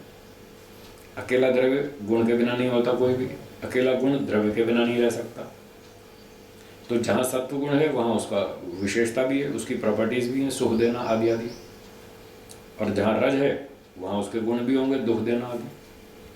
और जहाँ तम है तो वो पागलपन, नशा, आलस्य, प्रमाद, वो सारी विशेषताएं भी साथ ही रहेंगी उसके। अब हर वस्तु में रज और तम भरा हुआ है, चाहे रसगुल्ला लो, चाहे गुलाब जामुन लो, चाहे सेब लो, चाहे केला लो, हर चीज़ में सत्व के साथ साथ रज भी है, तम भी है। तो वो कहता है जब इसमें रज और तम है तो इसके रज और तम के गुण भी तो होंगे ना। इसमें रजोगुण है तो थोड़ा तो दुख भी होगा ही, बिना दुख के तो कौन सी वस्तु है, कोई भी नहीं। हर वस्तु में रजोगुण, इसलिए वो उसको सर्वम दुख हमें सर्वम दिखता है। हर जगह पर दुख ही दुख है। कोई भी वस्तु हो, सब में रजोगुण बैठा है, सब में तमोगुण बैठा है। मात्रा कम अधिक हो सकती है, किसी वस्तु में सत्वगुण की मात्रा अधिक है, किसी में रजोगुण की, किसी में तमोगुण की। जैसे घी, दूध, फल, मिठाई, मक्खन, मलाई है, इसमें सत्वगुण की मात्रा अधिक है, इसलिए खाने में अच्छा लगता है, सुख देता है, स्वादिष्ट लगता है, बुद्धिवर्धक है, शरीर की पुष्टि करता है। ये सत्व प्रधान वस्तु है। लेकिन रज और तम भी तो है। ऐसे ही मिर्ची, मसाले, अचार, चटनी, खट्टे, तीखे, चटपटी चीज़ें, इसमें रजोगुण की मात्रा अधिक है, उसको राजसिक भोजन कहते हैं। घी, दूध, मक्खन, मलाई, इसको सात्विक कहते हैं क्योंकि इसमें सत्वगुण की मात्रा अधिक है। और शराब, अफीम, भांग, गांजा, सुल्फा, तंबाकू, ये तमोगुणी प्रधान पदार्थ है, इसमें तमोगुण की मात्रा अधिक है। खाते ही तुरंत नशा आता है, बुद्धि का नियंत्रण खो जाता है, शरीर में प्रतिक्रियाएं विचित्र सी होने लगती हैं, ये तमोगुणी भोजन से। तो तमोगुणी भी खराब है, रजोगुणी भी अच्छा नहीं है। सत्वगुण वाला ही भोजन ठीक है, लेकिन उसमें भी रज और तम तो है ही, इसलिए उसको सब जगह समस्या दिखती है। दुख हमें सर्वम विवेकिनो, पता नहीं चाहिए, कुछ नहीं चाहिए, प्रकृति ही नहीं चाहिए, कोई शरीर नहीं चाहिए, कोई मन बुद्धि नहीं चाहिए, कोई इंद्रिया नहीं चाहिए, कोई संसार नहीं चाहिए, मुझे इसमें से कुछ भी नहीं चाहिए। हर चीज़ में झंझट है, हर चीज़ में रजोगुण बैठा है, हर चीज़ में दुख है। तो ये वस्तुओं की दृष्टि से भी उसको हर जगह दुख दिख रहा है, और वो परिस्थितियाँ, विचार, चिंतन, मनन, ये सब चीज़ों में उसको दुख ही दुख दिखता है। तो उसको केवल एक ही जगह ठीक लगती है, मोक्ष। जब मोक्ष में जाएगा तो शरीर, मन, बुद्धि, इंद्रियां और ये पंचमहाभूत, खाना पीना, इन सब से पीछा छूट जाएगा, तब दुख से पूरा छुटकारा होगा। इसलिए वो जन्म लेना नहीं चाहता। वो कहता है ये तो ले लिया सो ले लिया, इसको तो पूरा करेंगे, अपना कर्म फल है, भोगना ही है, तो भगवान ने दिया है तो वो तो हमें भोगना पड़ेगा। तो जैसे तैसे इसको खुश होकर के निभाओ और आगे के लिए तैयारी करो, बस अगला जन्म नहीं होना चाहिए। ये है योगाभ्यासी का स्तर, कितना सूक्ष्म स्तर है उसका। तो बताओ उसको थोड़ा सा भी राग द्वेष कैसे स्वीकार होगा। इसलिए वो थोड़ा भी उसको चुभता है, बहुत कांटे की तरह चुभता है। नहीं नहीं नहीं, इसमें सुख नहीं लेना, झंझट है, इसमें परिणाम दुख है, इसमें ताप दुख है, इसमें संस्कार दुख है, ये सुख नहीं लेना। और ये सब नहीं लेना, उसके बावजूद भी यहाँ सोने में भी सुख नहीं लेना, हाँ, किसी भी चीज़ में सुख नहीं लेना, हर जगह पर ये झंझट है, हर जगह कोई ना कोई दुख है। ये है उसका स्तर। अब पंक्तियों को देखिए, वो पंक्ति तो होगी ना ठीक। हाँ। 3 प्रकार के ज्ञान को ये बुद्धि के गुण सत्व रजतम उत्पन्न करते हैं। 3 गुण वाले ज्ञान को ही उत्पन्न करते हैं। त्रिगुणम एवं प्रत्ययम, ये प्रत्ययम का विशेषण है। त्रिगुणम, 3 गुण वाले शांत, मूढ़ और घोर इस ज्ञान को उत्पन्न करते हैं। आगे पढ़ेंगे। चलम च गुणवृत्तमिति क्षिप्र परिणामी चित्तम उक्तम। तो चित्त की बात चल रही, तो बुद्धि का अर्थ हम यहाँ चित्त ही कर लेते हैं, ठीक है ना। तो चित्त के जो ये 3 गुण हैं चित्त में रहते हैं। योग दर्शन के पहले पाद में भी, दूसरे सूत्र के भाष्य में भी ये बात आई थी। प्रख्या प्रवृत्ति स्थितिशीलत्वात् त्रिगुणम चित्तम ही प्रख्या प्रवृत्ति स्थितिशीलत्वात् त्रिगुणम। चित्त में ये 3 स्वभाव उपलब्ध होने से ये 3 गुणों से बना हुआ है। बस वही बात यहाँ पर भी है। तो कहते हैं ये जो चित्त है ये क्षिप्र परिणामी, इसमें जल्दी जल्दी परिणाम बदलते हैं। जैसे बताया था, एक व्यक्ति ऑफिस में बैठा था शांति से, अब वो सत्वगुण की स्थिति में था, मस्त बैठा था, और दूसरे ने आके उस पर आरोप लगाया और फट से दिमाग गर्म हो गया। 1 सेकंड में बुद्धि गर्म हो गई उसकी। तो चित्त का स्थिति बदल गई, परिणाम बदल गया चित्त का। तो सत्वगुण दब गया और रजोगुण भर गया। इसलिए चलम च गुणवृत्तम इति, गुणों का व्यापार चंचल है। गुणों का जो व्यापार है वो बहुत चंचल है। इस बात को हम यूँ भी समझ सकते हैं मॉडर्न साइंस की भाषा में कि एटम के अंदर इलेक्ट्रॉन्स घूमते रहते हैं, ऐसे ही यहाँ रजोगुण भी गतिशील है। वो हर वस्तु के अंदर रजोगुण तो गतिशील रहता ही है, इसलिए गुणों का व्यापार चंचल। आप कुछ भी नहीं छेड़ेंगे तो भी ऑटोमेटिक तो होता ही रहता है वो परिवर्तन। कभी बाह्य कारणों से, घटनाओं से भी होता है। किसी ने आपको झूठा आरोप लगा दिया, इस घटना से रजोगुण जाग जाएगा। कभी आप बैठे बैठे कोई दुखदायक घटना याद कर लेंगे अपने अंदर से, उससे दिमाग खराब हो जाएगा, दुखी हो जाएंगे, परेशान हो जाएंगे, फिर गुस्सा आएगा, उस पर द्वेष उठेगा जिसने दुख दिया था। तो कभी आंतरिक कारणों से, कभी बाह्य कारणों से अचानक लाइट चली गई, पंखा बंद हो गया, फिर देखो स्थिति बदलेगी, मन की बदलेगी ना। और रोटी बनाते बनाते गैस खत्म हो गई, आपको गुस्सा आएगा कि इसी समय गैस को ख़त्म होना था, ये 2 रोटी बची थी, ये पूरी हो जाती, बाद में ख़त्म होती तो अच्छा होता ना। 1-2 रोटी बची और यहीं आके काम बिगड़ा, फिर गुस्सा आता है। तो ये गुणों का व्यापार चंचल है, वो टिकता नहीं है। हमेशा सत्व गुण की स्थिति नहीं रहती, किन्हीं भी कारणों से, चाहे बाह्य कारणों से, चाहे आंतरिक कारणों से, वो स्थिति बदलती रहती है। इसलिए का चित्तम क्षिप्र परिणामी, इसकी स्थिति फटाफट बदलती है और वो सदा स्थिर नहीं रह पाता सत्व गुण में। रूपातिशया, रूपातिशया, वृत्त्यतिशयाश्च, वृत्त्यतिशयाश्च, परस्परेण परस्परेण विरुध्यन्ते। विरुध्यन्ते। तो ये थोड़ा टेक्निकल शब्द है, रूपातिशय और वृत्त्यतिशय। वृत्त्यतिशय का अर्थ है शांत, घोर और मूढ़। ये जो ऊपर शब्द आए थे, ये तो हैं वृत्तियां, ऐसा भाष्यकारों ने, विद्वानों ने समझाया। और रूपातिशय में है ज्ञान, वैराग्य, धर्म, ऐसे धर्म, ज्ञान, वैराग्य, ऐश्वर्य। ऐश्वर्य अनैश्वर्य। हाँ, ये 4 चीजें हो गई, धर्म, ज्ञान, वैराग्य, ऐश्वर्य। फिर 4 इनके उल्टे, अधर्म, अज्ञान, अवैराग्य, अनैश्वर्य। तो ये सारे रूपातिशय हैं। तो मतलब इनके स्वभाव, शांत, घोर, मूढ़, ये तो वृत्तियां हो गई सत्वरजतम की। और जब शांत वृत्ति है तो फिर धर्म में रुचि होगी, और घोर वृत्ति हुई तो अधर्म में रुचि होगी, और मूढ़ होगी तो और गहरे अधर्म में हो जाएगी, उसका स्तर और डाउन हो जाएगा। इस तरह से आपस में इनमें विरोध है, टकराव है। जैसे अभी सारी व्याख्या मैंने सुनाई, तो सत्व और रजतम के विचारों में टकराव तो होता ही रहता है। इस प्रकार से ये रूप अतिशयाश्च परस्परेण विरुध्यन्ते। आगे बढ़ते हैं। सामान्यानि सामान्यानि तु तु अतिशयैः अतिशयैः सह सह प्रवर्तन्ते। प्रवर्तन्ते। जो सामान्य होते हैं, वो जो अतिशय होते हैं उनके नीचे दबे रहते हैं, होते तो हैं ही। मान लो सत्वगुण की प्रवृत्ति इस समय चल रही है, शांति है, बहुत अच्छा अनुभव हो रहा है, बहुत मस्त बैठे हैं शांति से, कोई दिक्कत नहीं है, कोई चिंता नहीं, कोई टेंशन नहीं। रज और तम अभी नीचे बैठा है छुप करके, वो हमला करने वाला है थोड़ी देर में। वो छुप छुप के नीचे बैठा है। सामान्यानि तु सप्रवर्तन्ते। वो जो सामान्य है वो नीचे छुपे हुए, और अभी सत्वगुण उभरा हुआ है। थोड़ी देर में रजोगुण उभरेगा और ये सत्वगुण नीचे दब जाएगा। कुछ देर में तमोगुण उभरेगा और वो बाकी 2 उसके नीचे छुप जाएंगे। तो तीनों के तीनों रहते हैं साथ में, एक एक्टिव होता है, 2 उसके नीचे दबे रहते हैं, ऐसा कहना चाहते हैं। ठीक है, आगे चलते हैं। एवं एते गुणाः इतरेतर आश्रयेण उपार्जित सुख दुख मोह प्रत्ययाः सर्वे सर्वरूपाः भवन्ति इति। एवं इस प्रकार से एते गुणाः, ये सारे गुण सत्वरजतम, इतरेतर आश्रयेण, एक दूसरे की सहायता से, एक दूसरे के साथ मिल करके, उपार्जित सुख दुख मोह प्रत्यय, सुख दुख मोह की अनुभूतियों को उत्पन्न करने वाले हैं।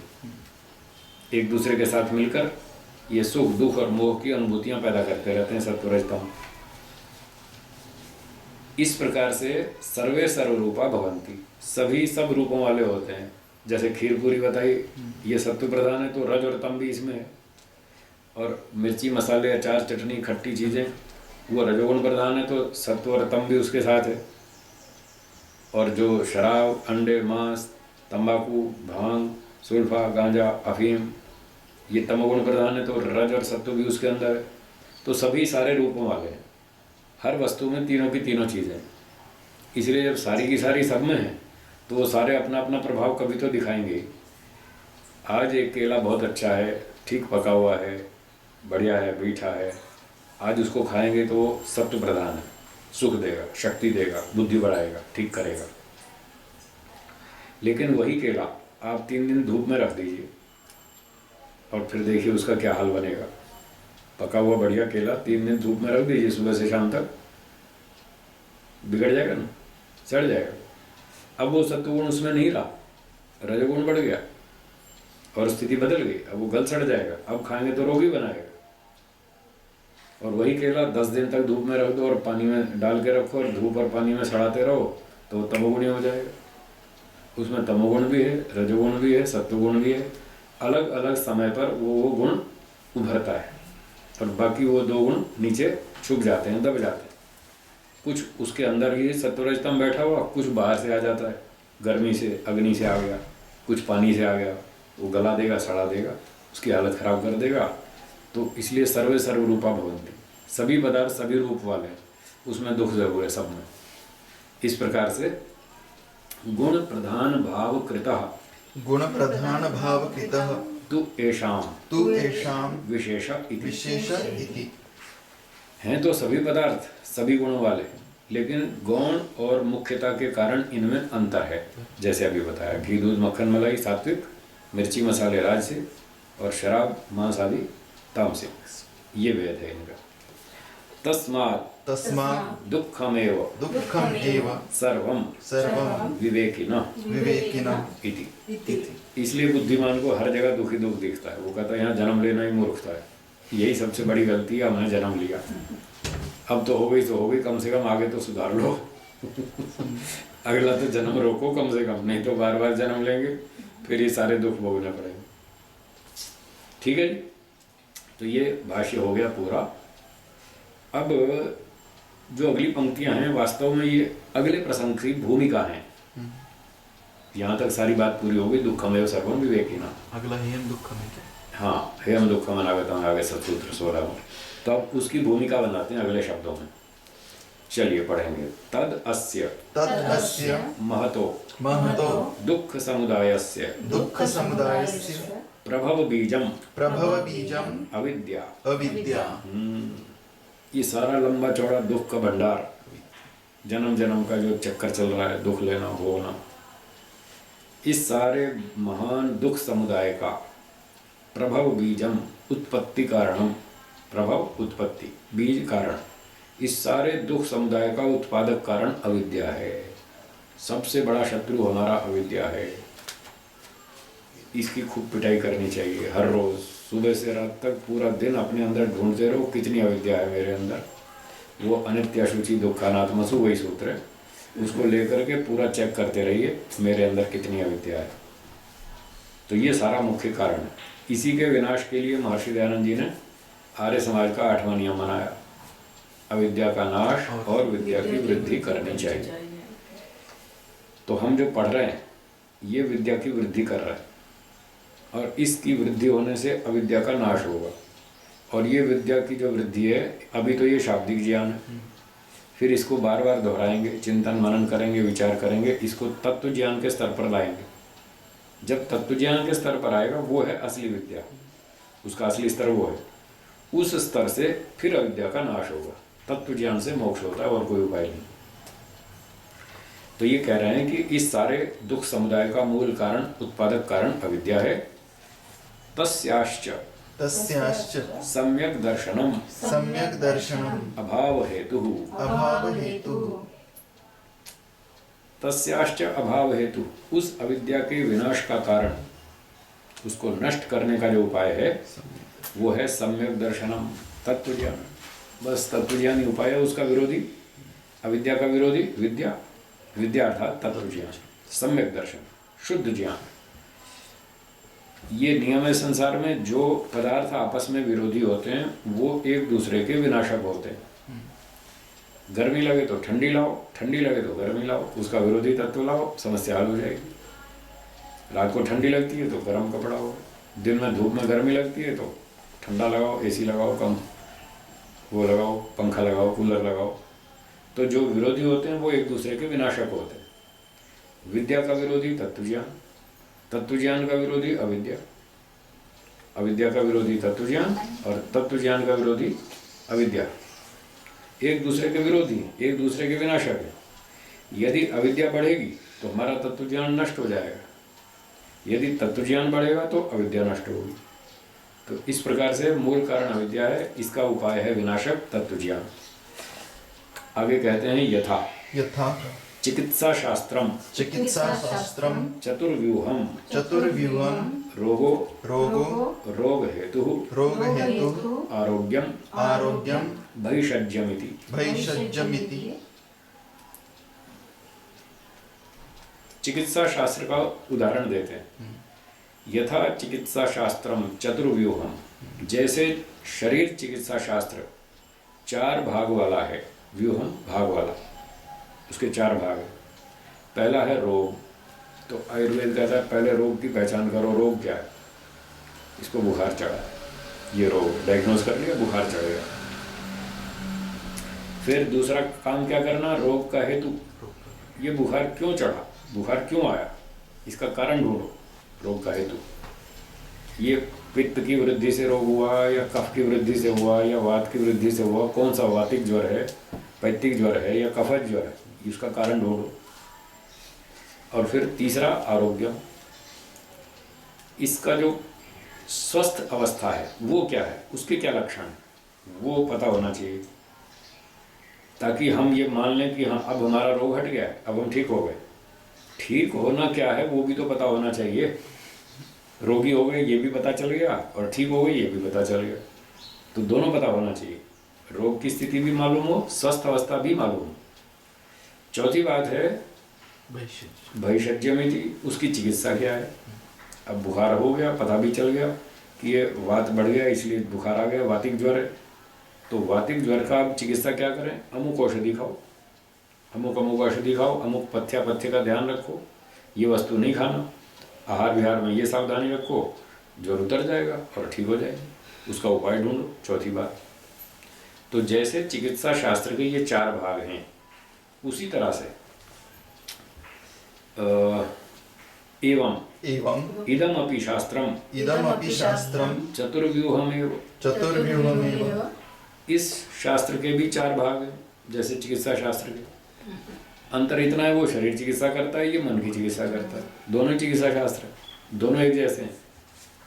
तो जैसे यहाँ रोग और रोग हेतु बताया, यहाँ पर क्या है, आगे पढ़ते हैं। तद्यथा तद्यथा संसारः संसारः संसार हेतु संसार हेतु मोक्षो मोक्षः मोक्षोपायः मोक्षोपायः इति। इति। तो यहाँ 4 भाग क्या है, पहला है संसार, वहाँ रोग था, यहाँ संसार है। मतलब संसार में जन्म ले लिया, बीमारी लग गई ये बीमारी है, जन्म लेना ही बीमारी है, दुख की बीमारी लग जाती है यहाँ। फिर वहाँ रोग का हेतु था, वातिक ज्वर था, तो वात के कारण ज्वर हुआ, वो उसका कारण था। तो यहाँ संसार में जन्म लेने का कारण क्या है, वो दूसरी बात है, वो है अविद्या। क्यों लिया जन्म, अविद्या के कारण यहाँ फंस गए। क्या थी अविद्या, हमने सोचा संसार में बहुत सुख है, खीर पूरी हलवा मिठाई खाएंगे, गुलाब जामुन खाएंगे, रसगुल्ला खाएंगे और हवाई जहाज की सैर करेंगे, एयर कंडीशन का मज़ा लेंगे, पार्टी में डांस करेंगे, बड़ा सुख है। ये अविद्या थी। ये नहीं पता यहाँ 4 तरह के दुख भी है, ये भूल गए विद्या में, इसलिए यहाँ फंस गए, जन्म लेना पड़ा। तीसरी बात मोक्षा, जैसे वहाँ आरोग्य था, स्वस्थ अवस्था, जब ये पता चले कि हाँ रोग हट गया, तो वो स्वस्थ अवस्था क्या है वो भी तो पता हो। तो इस योग दर्शन शास्त्र में जो स्वस्थ अवस्था है, तीसरा स्तर, वो है मोक्ष। तो संसार में जन्म लेना तो बीमारी की अवस्था है, ये तो रुग्ण अवस्था है। ये सारे रोगी हैं, जितने भी जन्म लिए बैठे हैं दुनिया वाले, सब रोगी। और स्वस्थ व्यक्ति वो है जो मोक्ष में है, वो है स्वस्थ, ठीक ठाक मज़े में, खूब रोग से हट गया, वो रोग से छूट गया, दुख का रोग छूट गया, अविद्या का रोग छूट गया, वो है स्वस्थ। तो स्वास्थ्य का लक्षण है मोक्ष, ये हमें पता होना चाहिए। और चौथी बात है उसका उपाय, मोक्ष का उपाय, तो वो है तत्व ज्ञान। तो यहाँ भी ये 4 चीज़ें बताई जा रही हैं। जैसे चिकित्सा शास्त्र में 4 चीज़ें बताई जाती हैं और व्यक्ति रोग से छूट के स्वस्थ हो जाता है, ऐसे ही दर्शन, योग दर्शन शास्त्र में, अध्यात्म शास्त्र में भी 4 बातें बताई। इनको सीख समझ कर आचरण करके वो भी स्वस्थ हो जाएगा और सब दुखों से छूट जाएगा।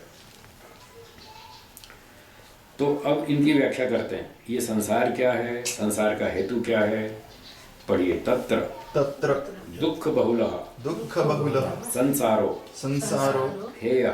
हेयः। चिकित्सा शास्त्र में रोग जो था वो हेय था, रोग से बचना चाहिए। हेय का मतलब जिससे बचना चाहिए, जिससे छूटना चाहिए, जिससे अलग हो जाना चाहिए, जिसका त्याग कर देना चाहिए, वो हेय है। तो यहाँ संसार हेय है, संसार का त्याग करो, छोड़ो इसको। कैसा ये संसार? दुख बहुला, जहाँ दुख बहुल है, दुख अधिक है। कई बार मैं प्रश्न पूछता हूँ ना लोगों से प्रवचन में, संसार में सुख अधिक है या दुख अधिक है? तो लोग कहते हैं ये सुख अधिक है। तो मैं कहता हूँ आपका उत्तर गलत। देखो दुख बहुला लिखा है, ये प्रमाण है। संसार में दुख अधिक है, सुख कम और दुख अधिक। कैसे? सुख तो 1 मिलता है और दुख 4 मिलते हैं। बताइए, दुख अधिक हुआ ना? 100 में से 5 भाग हुए, सुख 1 दुख 4, तो सुख हुआ 20%, दुख हुआ 80%, तो दुख अधिक हुआ। सीधी मोटी गिनती है। तो थोड़ा सा सुख मिलता है, पीछे 4 तरह का दुख मिलता है। इसलिए दुख बहुल संसार तो हेय है, इसको तो छोड़ना चाहिए। फिर इसका कारण क्या? हेय हेतु बताते हैं। प्रधान पुरुषयोः संयोगो हेय हेतुः। हेय हेतुः। तो इस संसार में जन्म लेने का कारण, जो हेय का हेतु है ना, दुख का जो कारण है, वो ये है प्रधान पुरुषयोः संयोगो। प्रधान माने प्रकृति, सत्वरजतम प्रकृति, उसको प्रधान नाम से बोलते हैं। पुरुष का मतलब जीवात्मा। प्रकृति और पुरुष का जो संयोग है, बस यही दुख का कारण है। ये जन्म लिया ना, यही दुख का कारण है। आत्मा शरीर में बैठ गया, संयोग हो गया, बस दुख आएगा। इसलिए ये दुख का कारण है। ये छोड़ने योग्य संसार का कारण है कि आत्मा शरीर में प्रविष्ट हो गया, प्रकृति से जुड़ गया। तीसरी बात, संयोगस्य आत्यंतिकी निवृत्तिर हानम। ये हान है त्याग की स्थिति। जैसे रोग से छूट गए तो स्वस्थ अवस्था आ गई, तो हानम का अर्थ है जो चीज हम छोड़ना चाहते थे वो छूट गई। उस हेय के छूटने पर जो स्थिति है उसका नाम है हानम। वो हानम क्या? संयोगस्य आत्यंतिकी निवृत्ति। इस संयोग का पूरी तरह से छूट जाना। ये नहीं कि थोड़े दिन के लिए छूट जाना फिर अगला जन्म, पूरी तरह छूट जाना। सारे जन्म से ही, सारे शरीरों से, सारे दुखों से पूरी तरह छूट जाना, ये हानम। तो इसी का नाम मोक्ष है। मोक्ष का अर्थ भी छूट जाना। चौथी बात, हानोपायः सम्यक दर्शनम। ये जो सम्यक दर्शन है, तत्व ज्ञान, ये इस मोक्ष का उपाय है। हान का उपाय, मोक्ष का उपाय, तत्व ज्ञान। ये 4 बात बताई यहाँ पर। जैसे वहाँ चिकित्सा थी, बीमारी से छूटने का उपाय, चिकित्सा करो, दवाई खाओ, औषधि खाओ, ठीक हो जाओ। ये इसकी औषधि, तत्व ज्ञान। इस संदर्भ में कुछ एक बात और अतिरिक्त बताना चाहते हैं, कुछ एडिशनल। तत्र हातुः स्वरूपम उपादेयम वा हेयं वा न भवितुम अर्हति। तो इस संदर्भ में कहते हैं, इस प्रसंग में हातु स्वरूपम, जो छोड़ने वाला है जीवात्मा, वो संसार को, शरीर को चिपका हुआ है, इसके साथ बंधा हुआ है, वो इसको छोड़ना चाहता है। इसलिए हाथा का अर्थ है छोड़ने वाला। हाथु छोड़ने वाले का, अर्थात जीवात्मा का, स्वरूपम जो अपना स्वरूप है, जीवात्मा का स्वयं स्वरूप जो है वह है। उपादेयम व हेयम व न भवितुम अर्हति। न वो ग्राह्य है न त्याज्य है। तो हेयम की बात चल रही थी ना, हेयम क्या, तो उसमें निषेध कर रहे हैं कि जीवात्मा का स्वरूप तो है नहीं, क्योंकि वो तो अपना ही स्वरूप है, उससे कैसे छूटेगा। स्वाभाविक। अपने स्वरूप से कोई छूट ही नहीं सकता। कोई दूसरी चीज़ अतिरिक्त जोड़ रखी हो तो उससे छूट जाए। हमने कपड़ा पहना है तो हम कपड़ा उतार सकते हैं, पर हाथ थोड़ी उखाड़ के फेंक सकते हैं। वो तो हाथ तो हमारा हिस्सा है, हाथ को नहीं उखाड़ के फेंक सकते। कपड़ा बाहर से ले रखा है उसको हम छोड़ सकते हैं। तो जीवात्मा अपने स्वरूप को तो नहीं छोड़ सकता, इसलिए वो हेयम नहीं है। और उपादेयम अपि नास्ति, वो ग्राह्य भी नहीं है। ग्राह्य का मतलब यहाँ क्या कहना चाहते हैं, तत्वज्ञान। ये कहना चाहते हैं जैसे हम ठंडी लगती है तो कपड़ा ग्रहण कर लेते हैं कि इस समय यही चीज़ पकड़ने योग्य है, पकड़ो। गर्म कपड़ा ओढ़ो तो ठंड से बचेंगे। भूख लग रही है तो खाना खाओ, रोटी लाओ, भोजन लाओ, कोई चीज़ लाओ जिससे हमारा शरीर रक्षा हो, भूख से बचें हम। तो जैसे अनेक समस्याओं को सुलझाने के लिए हम कुछ चीज़ों को ग्रहण करते हैं, थोड़ी थोड़ी देर की समस्याएं सुलझाने के लिए भोजन, वस्त्र, मकान, कार आदि का ग्रहण करते हैं। तो जीवात्मा का स्वरूप ऐसे ग्राह्य नहीं है जैसे भोजन, वस्त्र, मकान आदि। एक तो कारण ये है कि उसका अपना ही स्वरूप है, वो तो पहले से ही प्राप्त है उसको, उसमें क्या ग्रहण करना, नया तो कुछ ग्रहण कर नहीं सकता। और दूसरा इस तरह से भी कर रहे हैं कि जो वो भोजन, वस्त्र, मकान आदि ग्रहण करता है वो सब नाशवान चीज़ें, अनित्य चीज़ें। रोटी भी नष्ट हो जाती है, कपड़ा भी, मकान भी, कार भी, हर चीज़ जो भी हम पकड़ते हैं सब छूट जाने वाली है। तो जीवात्मा अनित्य तो है नहीं, इसलिए जीवात्मा के स्वरूप को आप कभी ग्राह्य मत मान लेना, क्योंकि जितनी भी ग्राह्य वस्तु हैं वो सब छूटने वाली हैं, और जीवात्मा का अपना स्वरूप कभी छूटेगा नहीं। इसलिए ना तो वो ग्राह्य है ना वो त्याज्य है। अपने स्वरूप को छोड़ नहीं सकते और वो नष्ट भी नहीं होता, इसलिए त्याज्य भी नहीं है और दुखदायक भी नहीं। ये बात हुई।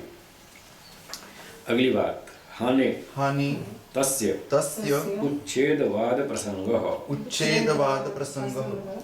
यदि उसको हेय मान लें, जीवात्मा के स्वरूप को हेय मान लें और हानि की स्थिति में पहुंचा दें कि इसको तो छोड़ो, तो फिर उसके विनाश का प्रसंग आएगा। उच्छेद का अर्थ है विनाश। जैसे हम ये भौतिक पदार्थों का ग्रहण करते हैं और इनको छोड़ देते हैं तो ये नष्ट हो जाती हैं चीज़ें, ऐसे ही जीवात्मा के स्वरूप को यदि छोड़ दें तो वो नष्ट हो जाएगा, पर वो नष्ट होने वाला नहीं है, इसलिए इसको हेय नहीं मान सकते जीवात्मा के स्वरूप को।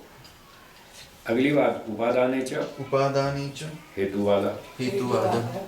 और यदि इसको उपादान के रूप में ग्राह्य माने, जैसे घी, दूध, मलाई, मक्खन, भोजन, वस्त्र आदि, तो जैसे उनका उपादान कारण है तो आत्मा का भी उपादान कारण मानना पड़ेगा, तो वो अनित्य हो जाएगा। तो आत्मा अनित्य नहीं है, इसे न ये हेय है न उपादेय है। तो फिर क्या है, उभय प्रत्याख्याने च शाश्वतवादः इति एतत् सम्यक् दर्शनम्। जीवात्मा के स्वरूप के बारे में ये समझना चाहिए, उभय प्रत्याख्याने च, दोनों पक्षों का खंडन हो जाने पर।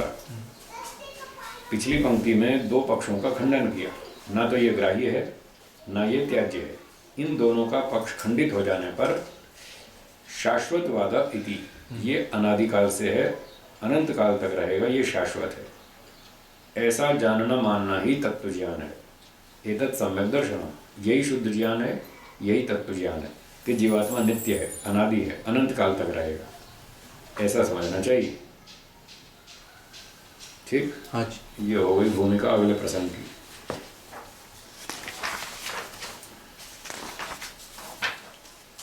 कुछ थक गए हो तो 10-5 मिनट विश्राम कर लो, फिर आगे बढ़ते हैं। ठीक है। 5 मिनट का विश्राम ले लें। ठीक है।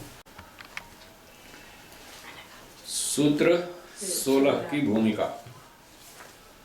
तद एतत् शास्त्रम तत् एतत् शास्त्रम् चतुर्व्यूहम चतुर्व्यूहम् इति अभिधीयते। अभिधीयते।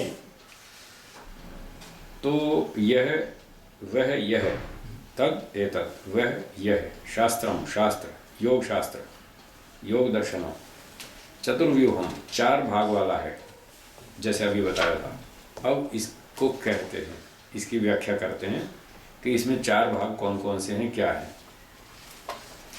सूत्र 16 बोलिए। हेयम हेयम दुखम दुःखम अनागतम। अनागतम। बहुत बढ़िया सूत्र है, छोटा सा सूत्र है पर बात इतनी गहरी है, इतना बढ़िया। पहले कहते थे लाख रुपए की बात, अब लाख रुपए की कोई कीमत नहीं, अब तो करोड़ रुपए की बात है ये, इतनी महंगी कीमती बात है ये। हेयम दुखम अनागतम। हेयम छोड़ने योग्य है, जिसे छोड़ देना चाहिए, जिससे छूट जाना चाहिए, जिसको त्याग कर देना चाहिए, वो है दुखम। हेयम दुखम, दुख से बचना चाहिए, ये समझदारी की बात है। दुख से बचो। कैसे दुख से? अनागतम,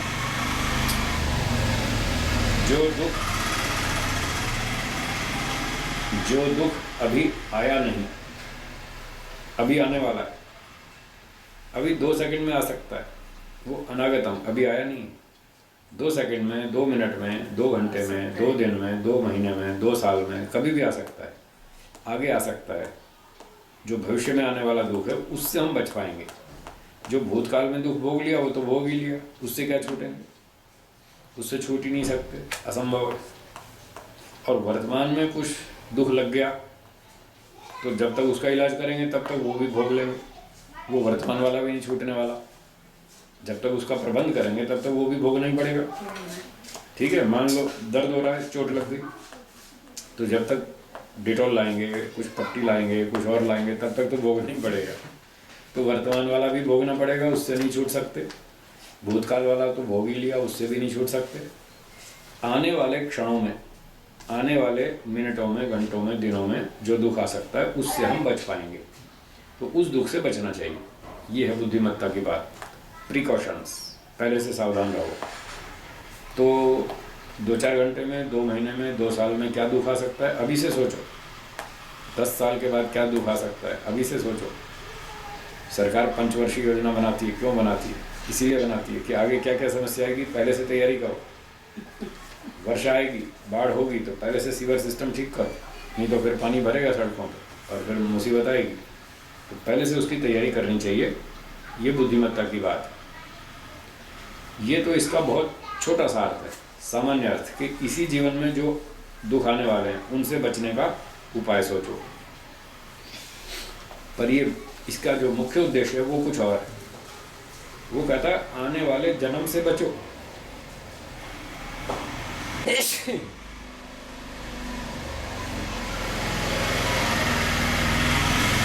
ये जन्म तो ले लिया, इसमें तो जो दुख भोग रहे हैं सो भोग ही रहे। अब ये तो जीना ही पड़ेगा, इससे तो भाग नहीं सकते। अपना कर्म भले पूरा करना ही पड़ेगा, चाहे रो के पूरा करो चाहे हंस के करो, वो तो करना ही है। तो भी पूरा करना है तो कम से कम हंस के करो, खुश होकर जियो, दुखी होकर मत जियो। दुख से तो बचो, इस जन्म में भी बचो, और आगे आने वाले जन्म को रोको। उस दुख से तो हम पूरी तरह बच सकते हैं, उसकी तैयारी करो, वो ये कहना चाहते हैं। तो ये जो संसार में जन्म लेना है यही हमारे दुख का कारण है, और जो दुख है वो हेय है, ये दुख है।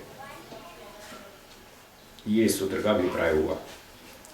फिर मान लो एक व्यक्ति सोचता है कि मैं कितना भी जोर लगा लूँ, मेरा इस जन्म में तो मोक्ष नहीं हो सकता, एक जन्म तो और लेना ही पड़ेगा, 1-2, किसी को 4 भी लेने पड़ेंगे। हर एक की स्थिति स्तर अलग अलग है, किसी को 10-20 जन्म भी लेने पड़ सकते हैं, उसका योग्यता स्तर कम है, तो कोई बात नहीं। 2, 4, 5, 10, 20 जितने भी जन्म लेने पड़े, उसके बाद 21वां तो रोको। 20 जन्म लो, 21वां तो रोको। 5 जन्म लो, 6ठा तो रोको। 2 जन्म लो, 3रा तो रोको। जब तक जन्म लेना नहीं रोकेंगे तब तक दुख से नहीं बच पाएंगे। इसलिए दुख से बचने का यही रास्ता है कि जन्म को रोको। और जो व्यक्ति ये सोचता है कि इस जन्म में तो मोक्ष होने वाला नहीं, एक जन्म तो और लेना ही पड़ेगा, तो वो इतना ही सोच के चले, चलो एक ही लेंगे, 2 नहीं लेंगे, अगले दूसरे से बचो, एक ही में जान छूट जाएगी, पूरा जोर लगाएंगे, मोक्ष हो जाएगा। तो आने वाले दुख से बचना है, ये भाव है इस सूत्र का। भाष्यम दुःखम अतीतम अतीतम उपभोगेन उपभोगेन अतिवाहितम अतिवाहितम न हेय पक्षे न हेय पक्षे वर्तते। वर्तते। अतीतम दुखम, जो दुख बीत गया, भूतकाल में बीत गया। उपभोगेन अतिवाहितम, वो तो भोग करके निपटा दिया, चला गया। हेय पक्षे न वर्तते, वो तो छूट ही नहीं सकता, छोड़ने की स्थिति में ही नहीं, वो तो भोग ही लिया, उससे नहीं बच पा सकते। दूसरा है वर्तमानं च वर्तमानं च स्वक्षणे स्वक्षणे भोगारूढ़मिति। भोगारूढ़मिति। तो जो वर्तमान दुख है वो अपने वर्तमान क्षण में भोगारूढ़ है ही, वो हम भोग ही रहे हैं, उससे भी नहीं छूट पाएंगे, वर्तमान वाले से भी।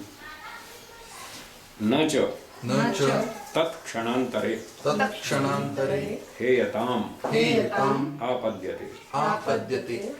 वर्तमान का जो भोगा जाने वाला दुख है वो उसी वर्तमान क्षण में छूट नहीं सकता, वो भी इस स्तर पर नहीं है कि छूट जाए, तो ये भी भोगना पड़ेगा।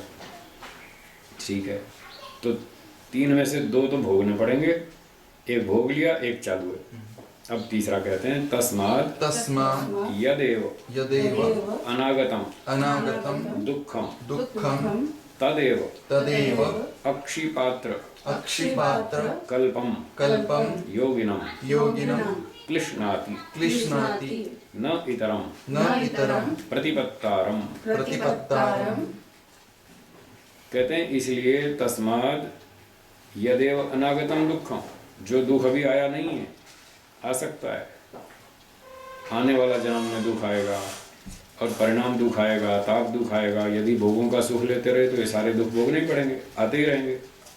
तो ये सब आने वाले जो दुख हैं भविष्य के, वो सारे दुख अक्षिपात्र कल्पम योगिनम एवं क्लिश्नाति।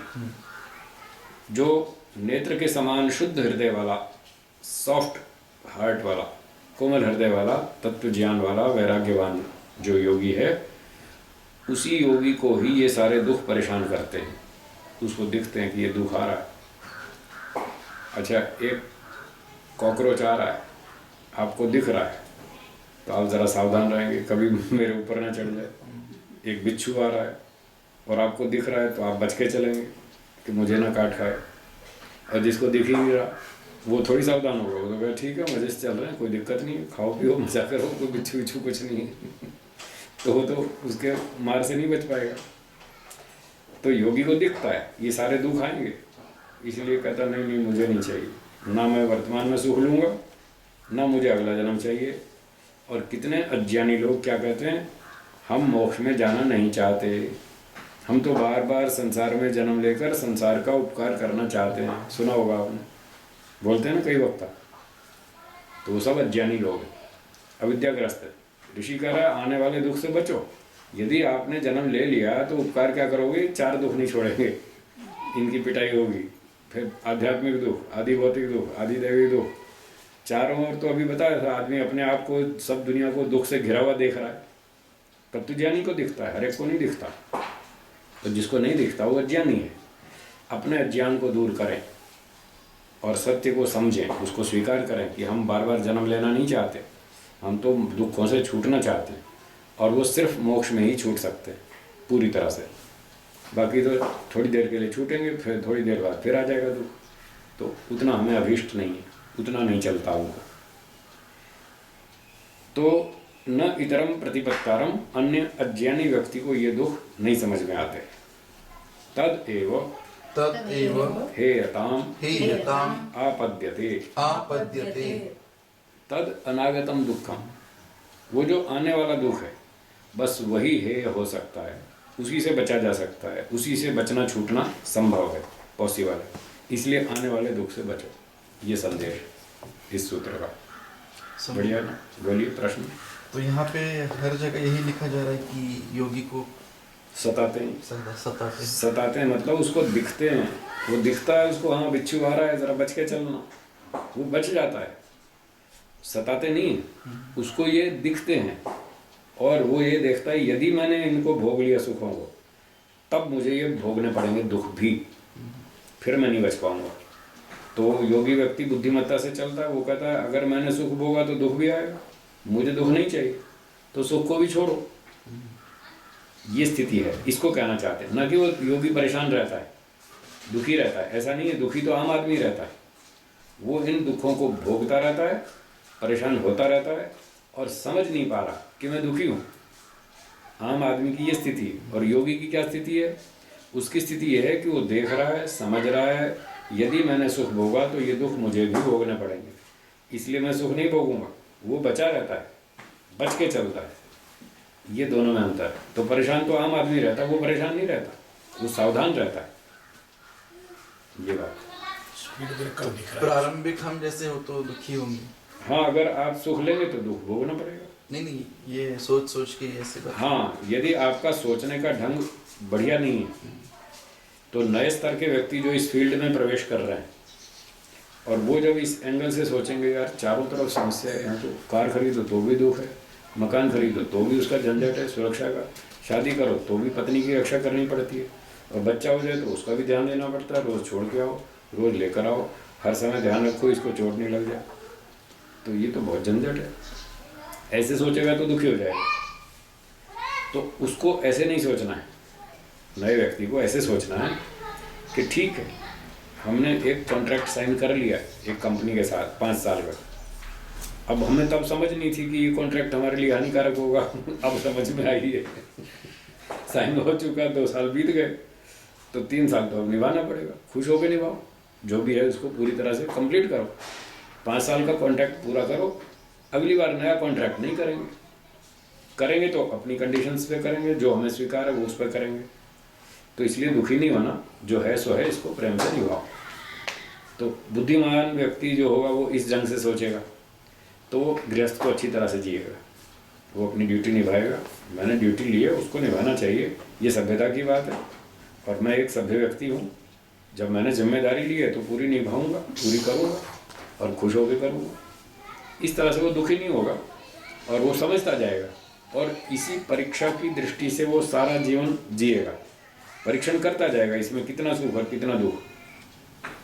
बीच बीच में परेशानियां आएंगी और ये पाठ उसका पक्का होता जाएगा कि हाँ, ऋषियों ने ठीक लिखा है। अगर गृहस्थ में गए तो दुख बढ़ेगा, उन्होंने ठीक लिखा है। ये देखो, ये घटना आई, अब बच्चे का एडमिशन कराना है, एडमिशन नहीं मिलता। हम चाहते हैं मराठी लैंग्वेज में, मराठी मीडियम में, वो मिलता नहीं, और इंग्लिश में कराते हैं तो बच्चा बिगड़ जाएगा। बड़ी समस्या है। हाँ, आज समझ में आया कि बच्चे पैदा करना मुसीबत वाला काम है। पहले तो पैदा करो वो मुसीबत, फिर उनका पालन पोषण करो वो मुसीबत, उनकी सुरक्षा करो वो झंझट।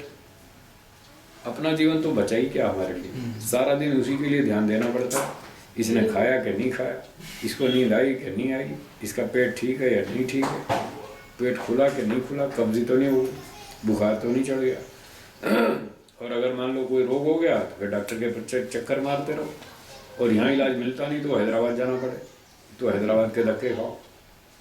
तो धीरे धीरे वो समझ में आ जाएगा कि हमने गलती कर ली है, हमको समझ में आ रही है, चलो इस बार तो निभाएंगे, आगे फिर सावधानी से चलेंगे। तो ऐसे सोचने में गाड़ी ठीक चलेगी, परेशान नहीं होना, बस परीक्षण करते जाना। और एक बात, बोलिए। जो वृश्चिक का दंश बोला है वो क्या है? वो ये है जो ब्रह्मचारी है, जो विवाह नहीं करता। अच्छा। वो दूसरे गृहस्थियों को देखता है, ये मज़े से आते हैं, कार में आते हैं, एयर कंडीशन का सुख लेते हैं, पत्नी बच्चे के साथ खेलते खाते हैं, घूमते नाचते फिरते हैं, डांस करते हैं, फैशन करते हैं, पार्टियों में जाते हैं, बड़ा सुख ले रहे हैं। हम तो फालतू खाली रह गए, हमें तो कुछ भी नहीं मिला। तो वो उसको बिच्छू का डंक सताता रहता है कि ये मजा कर रहे हैं और हम फालतू खाली बैठे हैं। अच्छा। ये बिच्छू का डंक। और शादी कर ली और 5 भोग भोग लिए, ये सांप का डंक है।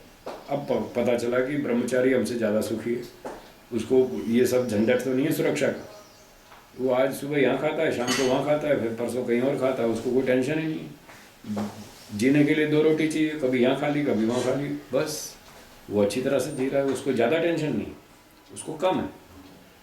लेकिन भोगने के बाद पता लगता है, बाद में पता चलता है। पहले नहीं लगता। पहले नहीं लगता ना, इसीलिए तो व्यक्ति दूसरों का सुख अच्छा लगता है। हाँ, दूसरे की थाली में घी ज़्यादा दिखता है, अपनी थाली में कम दिखता है। इस मनोविज्ञान के चक्कर में वो बेचारे दुखी होते हैं ब्रह्मचारी। पर उन ब्रह्मचारियों को शास्त्र ये कहता है कि तुम दो तरीके हैं सीखने के। एक तो स्वयं मशीन में हाथ कटवा के सीखो कि हाथ कटने पर कितना दर्द होता है, और एक दूसरे व्यक्ति ने हाथ कटवाया उसको देखकर सीख लो कि कितना कष्ट होता है। कौन सा पक्ष अच्छा है? दूसरा। तो शास्त्र ब्रह्मचारी को कहता है तुम इन दूसरे गृहस्थियों को देखो, ये बेचारे कितने परेशान हैं। तुम शादी करोगे तुम्हारा भी यही हाल बनेगा, तुम्हारा हाथ कटेगा फिर तुम भी चिल्लाओगे। तो इन्हीं को देखकर सीख लो, इतने से ही शिक्षा ले लो कि इन्होंने जो किया हम नहीं करेंगे, हम इन दुखों से बच जाएंगे। तो उन गृहस्थों को देखकर वैराग्य उत्पन्न करो, तो उसको ब्रह्मचारी को ये जो बिच्छू का डंक है वो भी खत्म हो जाएगा। थोड़े दिन तो लगेगा, जब तक वो समझ में नहीं आएगी। जब तक उसको गृहस्थ में सुख दिखता है तब तक वो बिच्छू का डंक उसको सताएगा, क्योंकि सुख सभी चाहते हैं। और जब उसको दुख दिखने लग जाएगा वो डंक बंद हो जाएगा कि अब तो दुख है, दुख को कौन पकड़ेगा, दुख से तो बचना ही ठीक है। हे हम दुखम अनागत हूँ, इसलिए मैं शादी नहीं करूँगा, विवाह नहीं करूँगा, धंधा नहीं फैलाऊँगा, कारखाना फैक्ट्री नहीं लगाऊँगा, मैं ये जाल नहीं फैलाऊँगा, फंस जाऊँगा इसी में। इस प्रकार से फिर वो बिच्छू का डंक कुछ दिनों के बाद उसका बंद हो जाएगा, जब उसको तत्व ज्ञान होगा।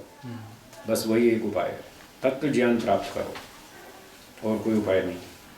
जिन लोगों ने इस बार शादी कर ली, विवाह कर लिया, गृहस्थ में आ गए, और 20, 30, 25 साल जितने भी गृहस्थ में रहकर खूब अनुभव कर लिया कि अनेक प्रकार के दुख भोगने पड़े। कुल मिलाकर ऋषियों ने 25 वर्ष का समय दिया गृहस्थ आश्रम के लिए, चारों आश्रम के लिए 25-25 रफली मोटी गिनती है। तो 25 वर्ष यदि कोई गृहस्थ में जी ले और अपना जीवन बिता ले 25 साल, और इस दृष्टि से जिए, परीक्षण की दृष्टि से, जिस काम के लिए गृहस्थ में भेजा था, जाओ परीक्षण करो, यहाँ सुख कितना और दुख कितना, उसका परीक्षण करो। और उस एंगल से अगर उसने कर लिया परीक्षण, तो 25 वर्ष में उसका अच्छी तरह से निर्णय हो जाएगा, पूरा कंक्लूजन क्लियर हो जाएगा कि यहाँ सुख कम मिला और दुख अधिक मिला। मैं तो मंच पे पूछ लेता हूँ जनता से, सीधा ही चालू प्रवचन में पूछ लेता हूँ, हाँ जी बताओ, जिनकी उम्र 50 साल से ऊपर, हाथ ऊंचा करो। तो 50 से ऊपर वाले हाथ ऊंचा करते हैं। उनसे पूछता हूँ बताओ आपको सुख अधिक मिला या दुख अधिक मिला गृहस्थ में? तो सब ये बोलते हैं जी दुख अधिक मिला। बस हो गया निर्णय। मन के जैसा करने को नहीं मिलता, नहीं मिलता यही है। जो हम चाहते हैं वो नहीं हो सकता, नहीं होता। दूसरे के नीचे दबना पड़ता है, स्वतंत्रता नष्ट हो खत्म हो जाती है। महिलाओं को तो ज्यादा ही दबना पड़ता है। बिल्कुल दबना पड़ता है, सही बात, ये सच है, सच बात है। आदमी के पीछे, पति के पीछे, बेटे के पीछे, माँ बाप के पीछे, बिल्कुल सत्य है। तो उनको और अच्छी तरह समझ में आता है कितना झंझट है। महिलाएं देखो, महिलाएं चाहे शादी करे या ना करे, उसको तो जीवन भर दब के रहना है। ये अपनी शास्त्रों की व्यवस्था भी ऐसी है, समाज की व्यवस्था भी ऐसी है। महिलाएं चाहे शादी करे या ना करे, उसको तो हमेशा ही दब के रहना। शादी कर ली तो और ज़्यादा झंझट है। नहीं करी थी तो कम था, शादी के बाद तो और ज़्यादा झंझट है। चलो, इस अनुभव से ये शिक्षा मिलती है कि एक तो शादी नहीं करनी चाहिए, शिक्षा तो मिली ना। ये शिक्षा, ये अनुभव, ये काम आएगा, ये बेकार नहीं जाएगा। एक तो इस जन्म में हमारे संस्कार बनेंगे, इस बार तो गलती की, अगली बार नहीं करेंगे। जिसको एक बार बिच्छू ने काट खाया तो उसको समझ में आ गया ना, अभी इस तरफ नहीं जाना, यहाँ बिच्छू बहुत सारे, इधर नहीं जाना, इधर इस रास्ते से चलो, यहाँ साफ सुथरा है। तो वो पिछले अनुभव से शिक्षा लेगा, लाभ उठाएगा, और अगले जन्म में ब्रह्मचारी बनेगा। वो शादी नहीं करेगा, उसके ये संस्कार साथ चलेंगे। जैसे हम लोग हैं, हमने शादी नहीं की, क्यों नहीं की? हम भी तो आप जैसे ही। आपको सुख चाहिए, हमको भी चाहिए। आपको दुनिया अच्छी लगती है, हमको भी अच्छी लगती है, लेकिन पिछले जन्मों में मार खा के देख ली। तो मार खाई, पिछले जन्मों में गृहस्थी बने, खूब पैसे कमाए, खाया पिया, बहुत सारे दुख भोगे, फिर समझ में आए कि ये काम गड़बड़ है, अगली बार नहीं करेंगे। वो संस्कार हमारे साथ आया यहाँ इस जन्म में, और उस संस्कार ने हमको बचा दिया, और हमको जल्दी दिखने लग गया कि हाँ, गृहस्थ में तो दुख है। मुझे अच्छी तरह से याद है, मैं 13 वर्ष का था, 8वीं कक्षा में पढ़ता था, छोटा था जब, बचपन की बात है, स्कूल में पढ़ता था 8वीं कक्षा में। तब मुझसे किसी ने पूछा, क्यों भाई, तू बड़ा होकर शादी करेगा? मैंने कहा नहीं करूँगा। मुझे अच्छी तरह याद है, 13 साल की उम्र में मैंने अपने मुंह से ये बात कही थी, नहीं करूँगा। बोला क्यों नहीं करेगा, सब लोग करते हैं। मैंने कहा सब लोग करते हैं, ठीक है, अपना अपना विचार है, पर मुझे जचती नहीं बात, कुछ फ़ायदा नहीं दिखता इसमें।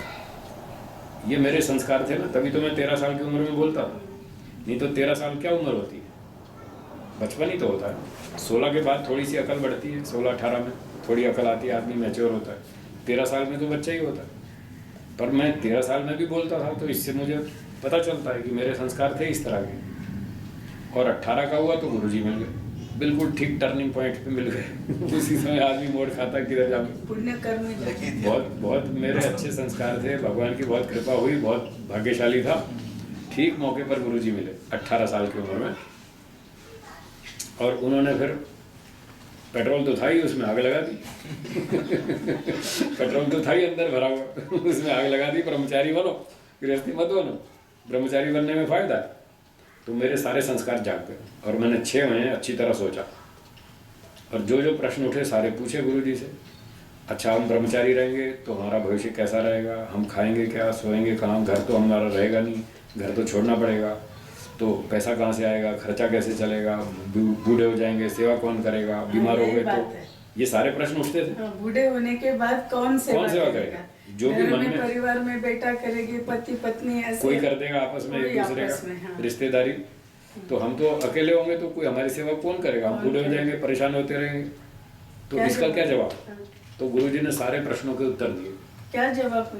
उन्होंने कहा कि देखो, ऋषियों ने लिखा है, जो विद्वान होते हैं, सन्यासी होते हैं, उपदेशक होते हैं, समाज सेवा करते हैं, परोपकार करते हैं, और अच्छी तरह ईमानदारी से काम करते हैं, तो उनकी सेवा समाज के लोग करते हैं। उन्होंने अपना जीवन समाज को दिया, तो समाज उनकी चिंता करेगा, वो उनकी सेवा करेगा। जैसे हम सरकारी नौकरी करते हैं तो सरकार हमको पेंशन देती है, बुढ़ापे में सरकार पेंशन देती है, सरकार देखती है ना हमारा खर्चा बर्चा कि इसको खर्चा चाहिए, इसने हमारा 25 साल काम किया है, तो इसको हमारी भी जिम्मेदारी बनती है, अब इसका बुढ़ापे में ध्यान देना चाहिए, तो खर्चा देती है, चिकित्सा भी देती है, ऐसे बहुत सारे वो सहायता देती है। तो उन्होंने बताया कि हम अगर ब्रह्मचारी बनेंगे, देश की सेवा करेंगे, तो देश के लोग हमारी सेवा कर देंगे बुढ़ापे में, कोई चिंता नहीं हो जाएगी। तो मुझे समझ में आई बात, मैंने कहा ये समस्या तो हल हो गई, और खाने की कोई समस्या नहीं, जहाँ जाएंगे वहाँ 2 रोटी मिल ही जाएगी। 2 ही तो रोटी खानी है, ज़्यादा खा के करेंगे भी क्या, ज़्यादा खाना वैसे ही रोग का कारण है। वो बचपन से ही समझ में आता था, बचपन से ही संयम से खाते थे हम, थोड़ा खाना सुखी रहना, ये बचपन से सिद्धांत था। तो वो सारे प्रश्नों का उत्तर मिल गया।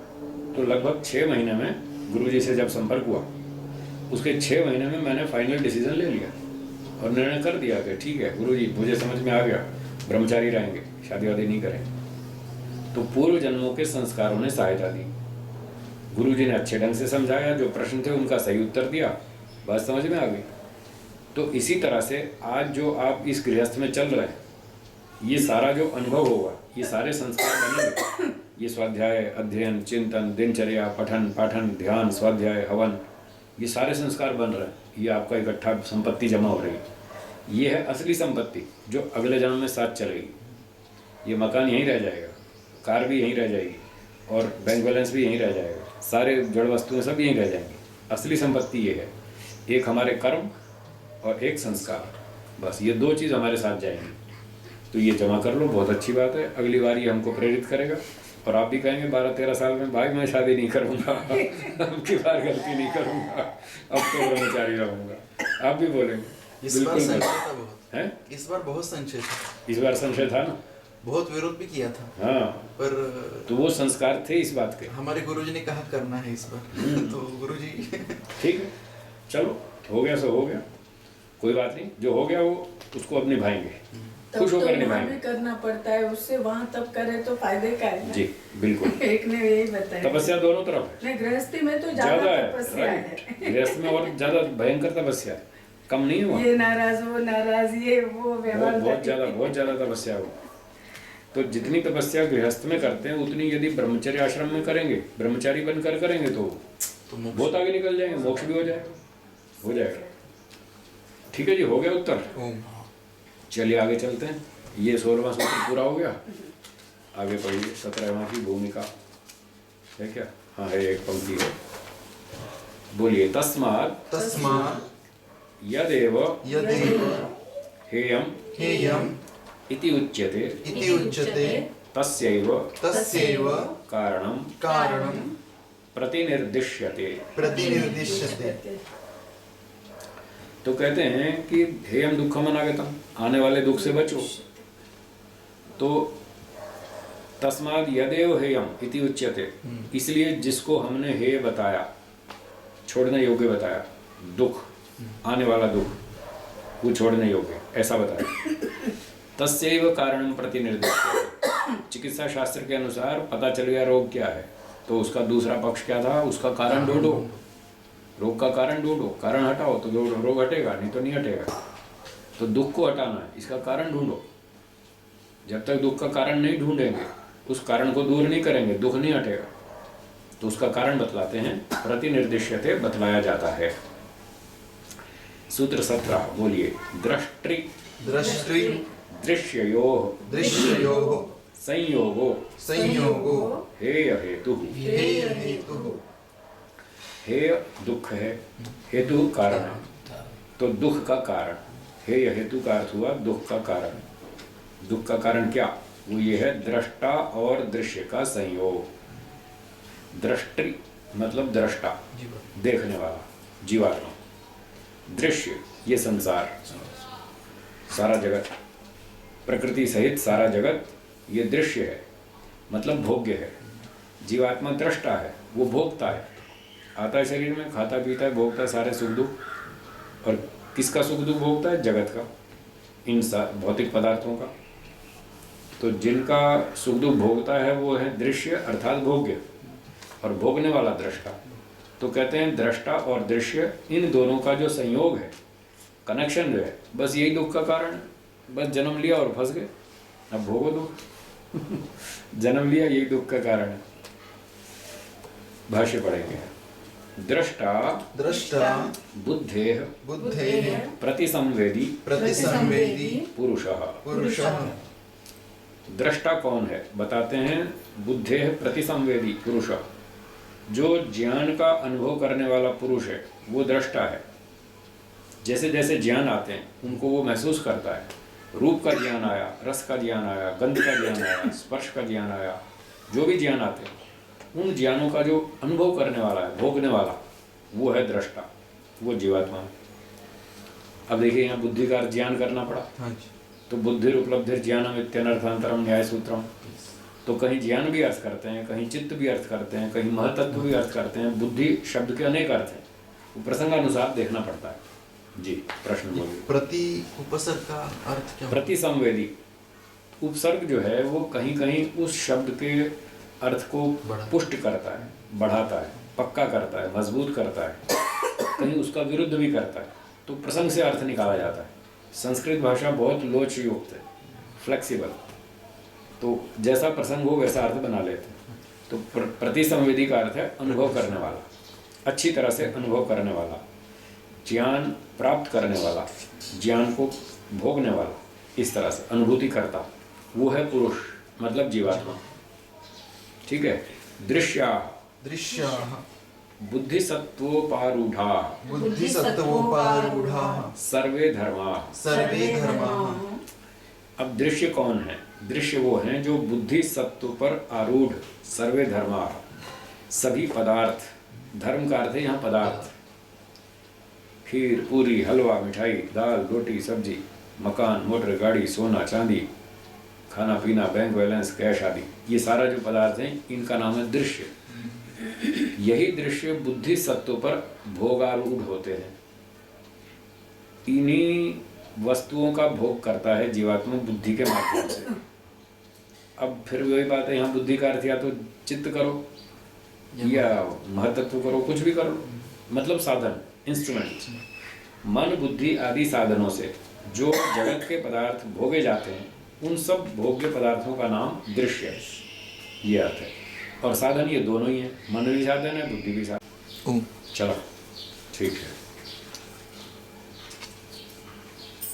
तदेतत् तदेतत् दृश्यम दृश्यम् अयस्कान्तमणिकल्पम अयस्कान्तमणिकल्पं सन्निधि मात्रोपकारी सन्निधिमात्रोपकारी दृश्यत्वेन दृश्यत्वेन स्वं भवति स्वं भवति पुरुषस्य पुरुषस्य दृशिरूपस्य दृशिरूपस्य स्वामिनः। स्वामिनः। तदेतद् दृश्यम, ये जो दृश्य जगत है, सारे पदार्थ, खाना पीना, सोना चांदी, रुपया पैसा, मकान मोटर गाड़ी आदि, ये सारे पदार्थ अयस्कांतमणिकल्पम, चुंबक के समान है। चुंबक के समान खींचते हैं। आप देखो मॉल में जाइए, चमकीले पदार्थ दिखेंगे, वो आपको खींचेंगे। हाँ ये भी खरीद लो, वो भी खरीद लो, वो भी खरीद लो, ये भी अच्छा है, वो भी अच्छा है। नई नई आइटम आती है बाजार में, अलग अलग वैरायटी आती है। हाँ ये घड़ी बहुत अच्छी है, ये लेनी चाहिए, इसमें ये फैसिलिटी बढ़िया है। प्रलोभन। हाँ अच्छा, अब ये नया फ़ोन आया मोबाइल, इसमें ये फैसिलिटी है, बस हाथ लगाते ही फटाफट टाइपिंग करना नहीं पड़ता, हाथ लगाते ही काम हो जाता है, वो खटफट खटफट कुछ नहीं करनी पड़ती। ये नया मॉडल है, ये अच्छा है, ये ले लो। ये चुंबक की तरह खींचते हैं ये सारे पदार्थ। सन्निधि मात्रोपकारी, निकटता मात्र से उपकार करते हैं, जीवात्मा को भोग देते हैं, जीवात्मा के साथ कनेक्ट होते हैं और जीवात्मा इनको भोगता है, इन भौतिक पदार्थों को। और दृश्यत्वेन, क्योंकि ये भोग्य हैं, भोग्य के रूप में स्वं भवति पुरुषस्य दृशि रूपस्य स्वामिनः, ये जो दृष्टा रूप स्वामी है जीवात्मा, जो कर्म करता है और खरीद लेता है, अब वो मालिक हो गया। मैंने कर्म किया, पैसे कमाए, कार खरीद ली, अब मैं कार का मालिक हूँ, कार का मैं भोगता हूँ, कार में बैठ के उसका सुख लूँगा, मज़े से यात्रा करूँगा, बस में धक्का नहीं खाना पड़ेगा, ट्रेन में धक्का नहीं खाना पड़ेगा, जब मर्जी हुई जहाँ मर्जी मोड़ ली गाड़ी, जब इच्छा हुई वहीं ब्रेक लगा ली, रुक गए, रेस्टोरेंट में गए, नाश्ता किया, फिर अपना चल दिए। 4 जगह घूमना बड़ी आसानी से घूम लेते हैं, बस में तो ऐसे नहीं हो सकता। तो इस प्रकार से वो उसका स्वामी बन जाता है, कार का, खाने पीने का, आदि आदि वस्तुओं का, और ये उसकी संपत्ति है। स्वं भवति, ये उसकी संपत्ति है, जीवात्मा उसका स्वामी है। तो ये जो वो संबंध जोड़ लेता है, इसका नाम है स्वस्वामी संबंध। ये मेरी संपत्ति है, मैं इसका मालिक हूँ, मेरी मर्जी से, मेरी इच्छा से इसका भोग करूँगा, जब चाहूँगा, जैसा चाहूँगा वैसा सेवन करूँगा। इस तरह से वो संबंध जोड़ लेता है, स्वस्वामी संबंध, इन जगत के पदार्थों के साथ। अनुभव कर्म विषयताम आपन्नम अन्य स्वरूपेण प्रतिलब्धात्मकम स्वतंत्रमपि परार्थत्वात् परतंत्रम। इदं सर्वं दृश्यम, ये उसकी बात चल रही है। ये जो सारा जगत है, परतंत्रम, ये दूसरे के अधीन है, जीवात्मा के अधीन है। कार खड़ी है, वो अपनी मर्जी से कुछ नहीं कर सकती। जिसने कार खरीदी है वो उसका मालिक है, उसकी मर्जी से उसको चलना पड़ेगा। वो जब चलाएगा तभी चलना पड़ेगा, जब रोकेगा तो रुकना पड़ेगा। दाल रोटी सब्जी रखी है, वो अपनी मर्जी से कुछ नहीं कर सकती। जो उसका भोगता है उसकी मर्जी से वो उसका सारा उपयोग होगा, जब चाहेगा खा लेगा, जब चाहेगा रोक देगा, नहीं खाता, आधे घंटे बाद खाऊंगा। तो वो परतंत्र है। स्वतंत्रम अपि, अपने अस्तित्व की दृष्टि से वो स्वतंत्र है, उसकी डिफरेंट एंटिटी है, अपना अलग स्वतंत्र अस्तित्व है। फिर भी वो भोगने के मामले में परतंत्र है। भोक्ता की मर्जी से उसको भोगा जाना पड़ेगा, अपनी मर्जी से नहीं। वो मना कर दे अभी नहीं, 1 घंटे बाद खाना रोटी मना कर दे अभी मत खाओ, 1 घंटे बाद खाना, ये नहीं कह सकती वो। जब हम खाएंगे तभी वो खाई जाएगी, उसको यहाँ पर गुलामी भोगनी हमारी। सांख्य में आता है ना, प्रकृति परार्थ। हाँ जी, सांख्य में है, इसमें भी है, योग में भी, दोनों में है। तो अनुभव कर्म विषयताम आपन्नम, ये सारा जगत अनुभव कर्म की विषयता को प्राप्त होता है। मैं पंखे को देखता हूँ, मैं पंखे का अनुभव करता हूँ, मैं हूँ कर्ता, अनुभव करने वाला। किसको अनुभव करता हूँ? पंखे को। तो पंखा मेरे अनुभव क्रिया का कर्म है। फलम खादति, फलम कर्म का है, ठीक है ना। पुस्तकम पठति, पुस्तकम कर्म का है। तो ये मैं जगत को भोगता हूँ, तो जगत मेरा कर्म हुआ। अनुभव करने की क्रिया का ये कर्म है। मैं करने वाला हूँ, करता हूँ, अनुभव क्रिया है और ये उसका कर्म है। इस प्रकार से ये सारा जगत अनुभव कर्म की विषयता को प्राप्त होता है। और अन्य स्वरूपेण प्रतिलब्धात्मकम, अन्य स्वरूप से ये प्रतीत हो रहा है हमको। कैसा? बड़ा सुखदायक दिखता है, बहुत चमकीला दिखता है नहीं ऐसा? है दुखदायक और दिखता है सुखदायक। इस तरह से अन्य स्वरूपेण प्रतिलब्धात्मकम सुख रूप दिखता हुआ स्वतंत्र होता हुआ भी परतंत्र है परार्थ होने से। जीवात्मा के भोग के लिए होने से ये परार्थ है। तो जीवात्मा अपनी इच्छा से इसको भोगता रहता है। ये जगत ऐसा है। ठीक है, ओम शिव। एक बार ओम बोलेंगे।